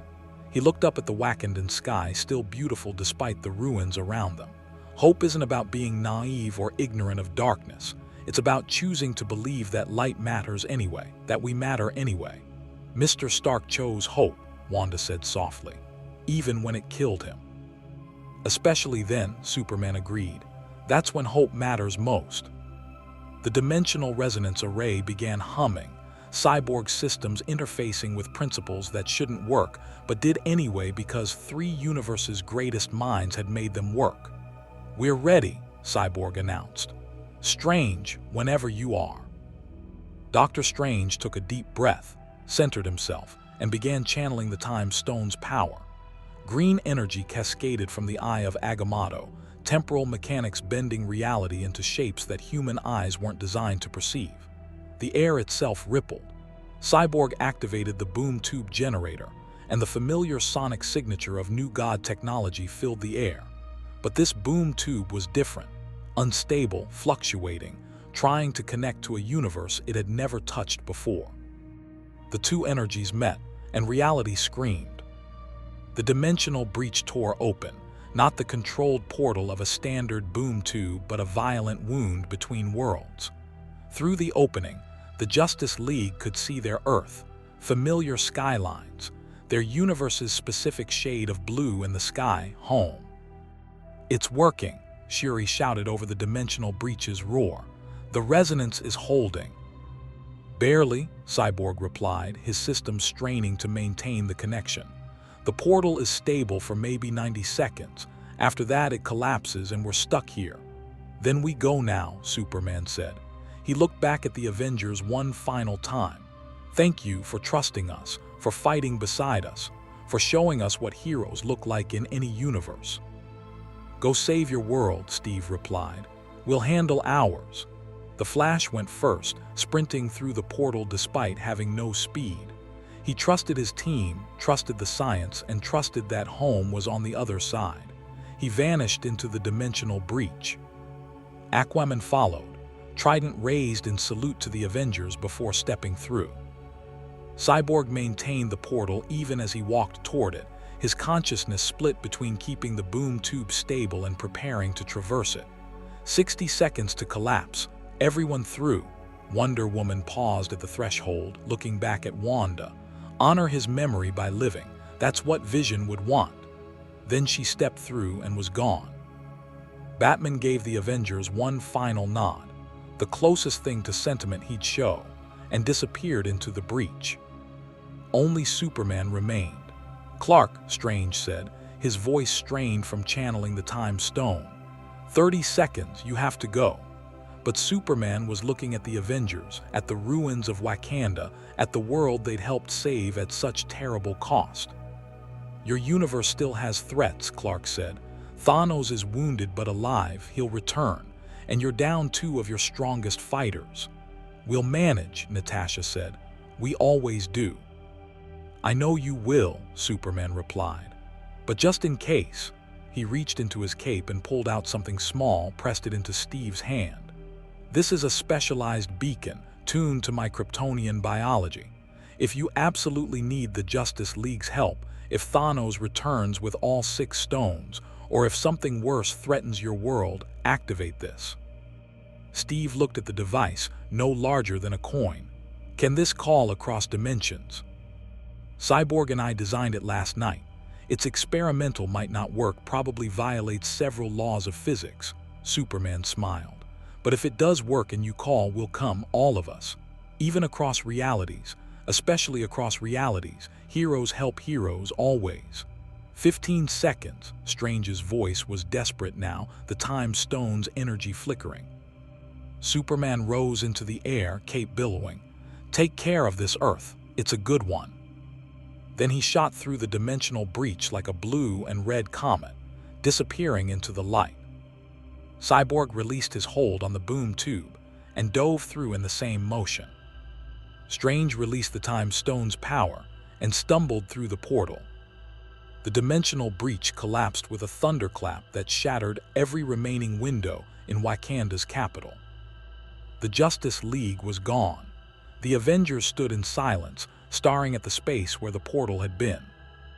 Did that actually just happen? Rocket asked. Did we just fight two cosmic tyrants alongside superheroes from another universe? Yes, Steve said simply, closing his hand around Superman's beacon. Yes, we did. And we survived, Thor added. That's worth celebrating. After we rebuild, T'Challa said firmly. After we honor our dead, after we prepare for Thanos' inevitable return. His eyes scanned his ruined capital. Wakanda has survived worse. We'll survive this.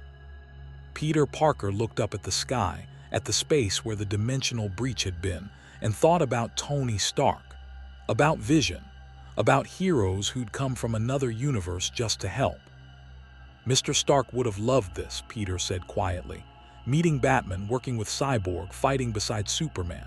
He wiped his eyes. He would have talked about it for years. Then we'll talk about it for him, Steve said. We'll tell his story, how Tony Stark touched infinity and wounded a god, how he saved the universe one last time. And Vision? Wanda asked, her voice barely a whisper. Vision chose to sacrifice himself rather than let Thanos win, Natasha said gently. That's the story we tell, that he was a hero until the very end. Wanda nodded, unable to speak. The Avengers began dispersing, each to their tasks, reconstruction, medical care, tactical planning for Thanos' next move. But they moved differently now. With new knowledge, new tactics were learned from watching the Justice League fight. New understanding of what heroism looked like across the multiverse. Steve Rogers stood alone for a moment, Superman's beacon in his hand, looking at the ruins of Wakanda and thinking about the future. Thanos was still out there, wounded and vengeful. He had 4 Infinity Stones and the will to use them. The Avengers were down Tony and Vision, their team fractured by loss. But they'd also gained something. They'd learned that they weren't alone, that other universes existed with their own heroes, their own champions. That was when darkness threatened, light could come from unexpected places. And if the worst happened, if Thanos returned unstoppable, if the universe itself hung in balance, Steve had a way to call for help. Help from a universe where hope flew and wore a red cape. Steve pocketed the beacon and turned toward the reconstruction efforts. One crisis at a time. Across dimensional barriers, across the gaps between realities, the Justice League tumbled through the void between universes. The transit was violent, reality itself trying to reject beings that didn't belong, forcing them back toward their origin point with physics that didn't care about biology or consciousness. The Flash screamed as dimensional energies tore at him, his depleted speed-force connection unable to protect him from the crossing's violence. Aquaman held onto his trident like an anchor. The Atlantean steel somehow maintaining cohesion when everything else felt like dissolution. Wonder Woman's divine nature protected her, but even Amazon physiology strained against the unreality of existing between existences. Batman was unconscious, his mortal body unable to process the sensory input of dimensional transit. Cyborg's technological systems were screaming, trying to maintain coherent data structures when the fundamental mathematics of reality kept changing. And Superman, Kal-El of Krypton, Clark Kent of Earth, wrapped his cape around his teammates and held them together through sheer force of will, his Kryptonian biology refusing to break even when physics said it should. "Almost there," Cyborg managed to shout. "I can feel our universe's dimensional signature, just a few more." Reality reasserted itself with violent finality. The Justice League crashed into their Earth's reality at terminal velocity, 6 heroes tumbling from the sky above Metropolis like meteors. Superman arrested everyone's momentum.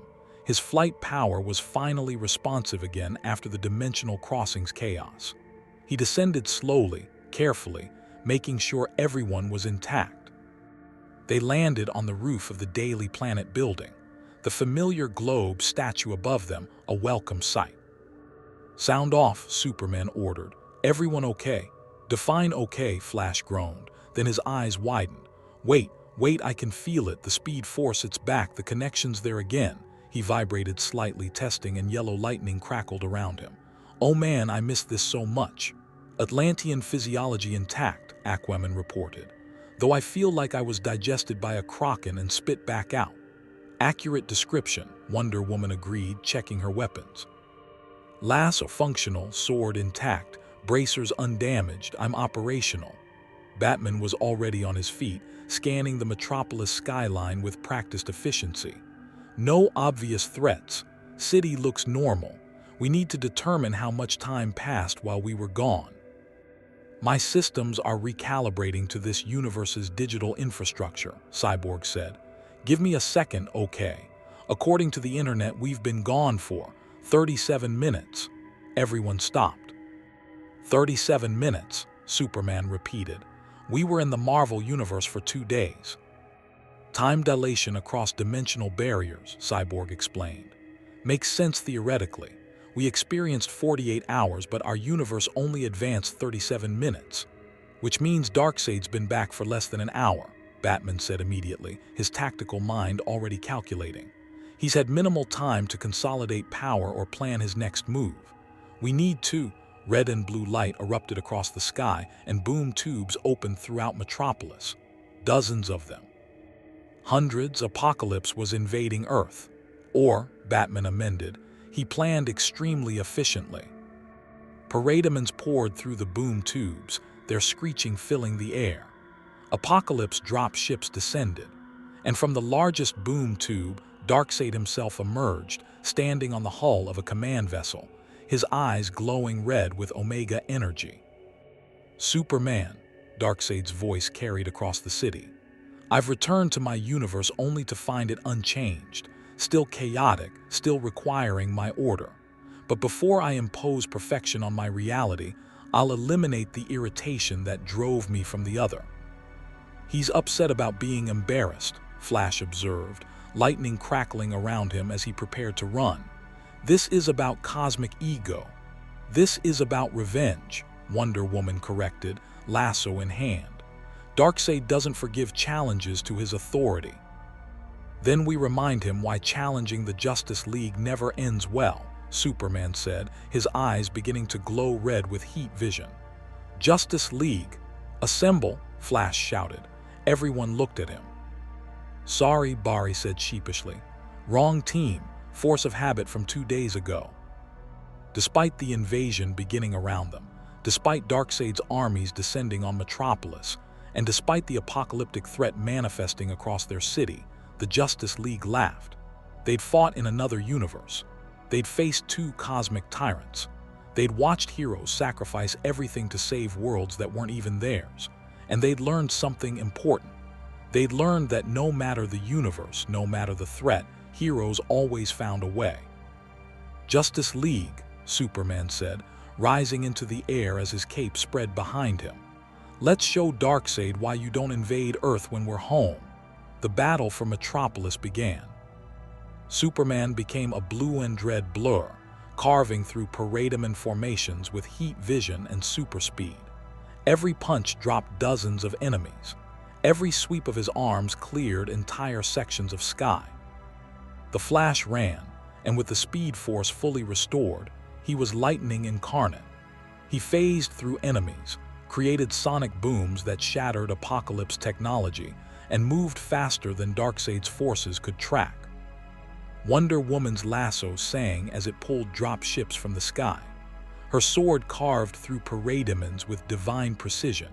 She fought like the warrior goddess she was, and Apocalypse's armies learned why Amazons were feared across mythologies.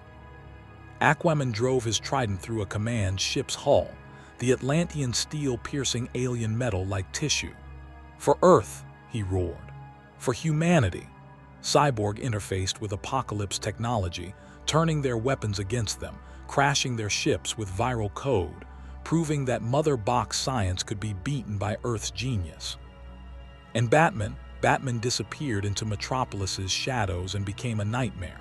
Boom tubes malfunctioned. Commanders fell without seeing their killer.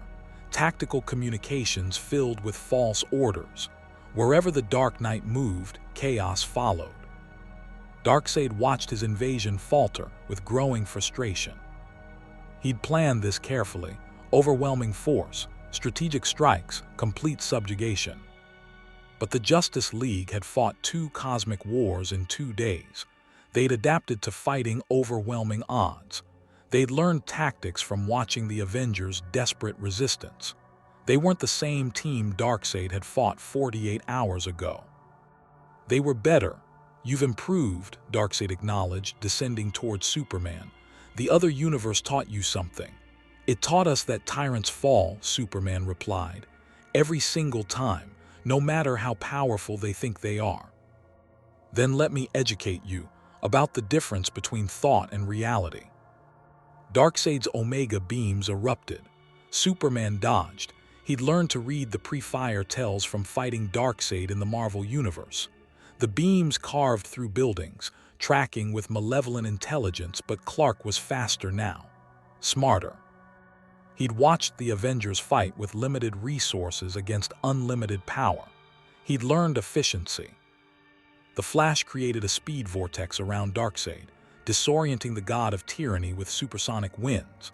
Wonder Woman's lasso wrapped around his arm, truth magic forcing Darkseid to acknowledge his own vulnerability. Aquaman's trident struck from an impossible angle, and Cyborg opened a boom tube directly beneath Darkseid, not to transport him away, but to destabilize his spatial orientation. The Lord of Apocalypse stumbled. Batman's explosive batarang detonated against his face. It was coordinated, efficient, perfect teamwork refined by fighting beside the Avengers. Darkseid fell to one knee. For the second time in 48 hours, the god of tyranny had been brought low by mortals. "Impossible," Darkseid growled. "No," Superman said, landing before him with fists ready. "Just difficult. There's a difference." Darkseid looked at the Justice League, at these champions who'd faced him across 2 universes and won both times, and made a strategic calculation. He activated a retreat protocol. Boom tubes opened throughout Metropolis, pulling Apocalypse forces back to their home world. The invasion collapsed as quickly as it had begun. Darkseid rose to his full height, Omega energy crackling around him. "This isn't over, Justice League. I'll return. And next time."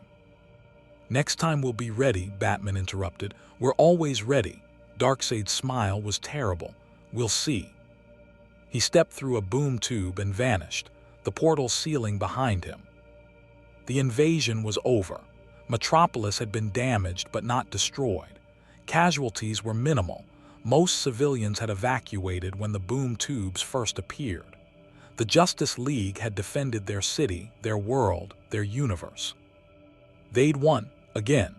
The team gathered on the Daily Planet roof, watching the last of the boom tubes close, seeing their city begin the process of recovery.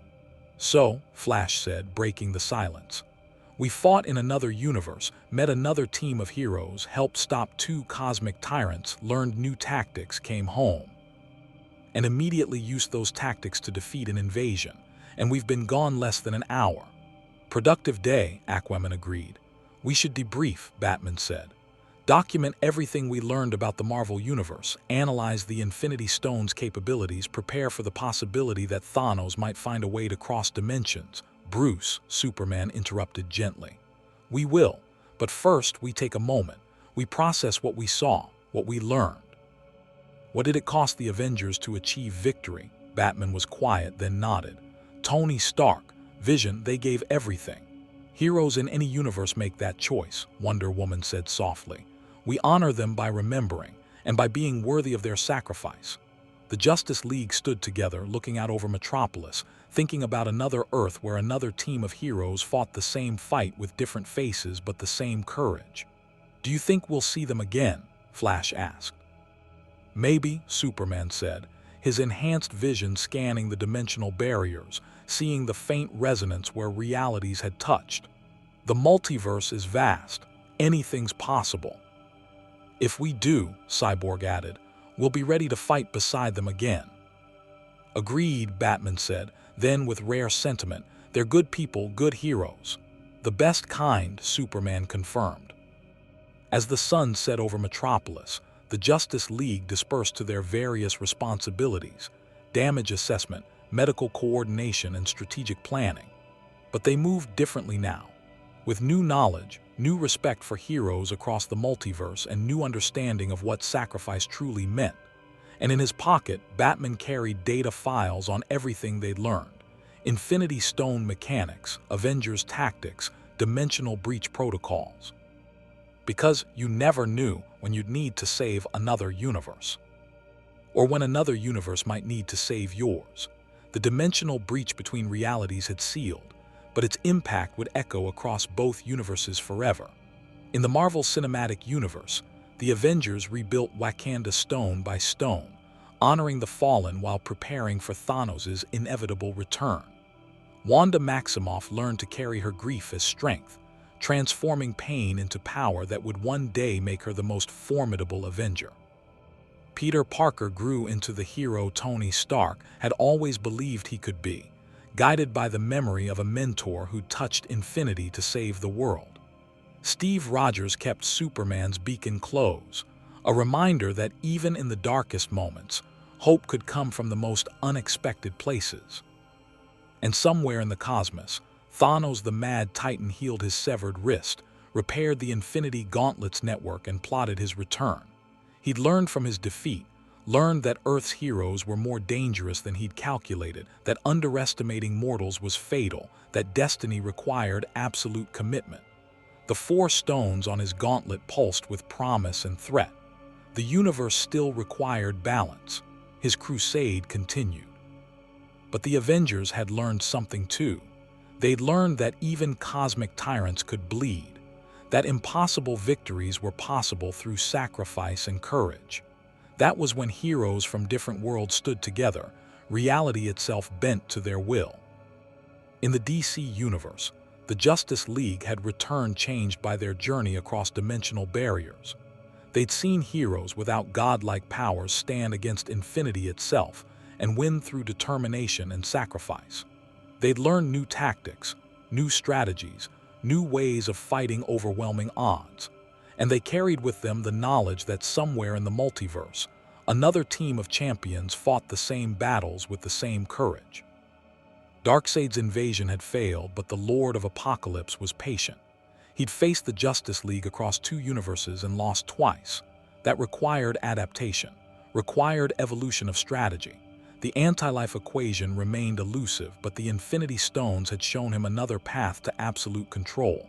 He would find a way to claim them, find a way to bridge realities again, find a way to prove that tyranny, given sufficient power, was inevitable, but the Justice League would be waiting. Because that's what heroes did. They waited for the darkness, prepared for it, and when it came, they stood as the light that refused to be extinguished. 2 universes, 2 teams, both are defending Earth from cosmic threats, both are willing to sacrifice everything for innocent lives, both proving that heroism wasn't about power or divinity, it was about choice. The choice to stand when standing seemed impossible, the choice to fight when fighting seemed futile, the choice to hope when hope seemed naive. Tony Stark had made that choice, touching infinity to wound a god. Vision had made that choice, sacrificing himself to deny Thanos his destiny. The Avengers and Justice League made that choice every day, in every battle, in every moment when darkness demanded they surrender, and they refused. Across dimensional barriers, across the gaps between realities, two Earths were safer because heroes had stood together. Two universes had learned that courage transcended dimensional boundaries. Two teams had forged a bond that even the multiverse's vast distances couldn't fully sever. And if the worst ever came to pass, if Thanos returned unstoppable, if Darkseid found the anti-life equation, if reality itself hung in the balance, Steve Rogers had a beacon that could call across dimensions. A beacon that would bring gods in capes and heroes in armor to fight beside them once more. Because in the end, that was what it meant to be a hero, not the power to save the world alone, but the wisdom to know when to save the world required standing together. The Justice League had learned that lesson in another universe. The Avengers had taught it through their sacrifice. And both teams would carry it forward into whatever battles awaited them in their infinite futures. Hope shines brightest in the darkest night. And across two universes, in the hearts of champions who'd fought side by side against cosmic tyranny, that hope burned eternal.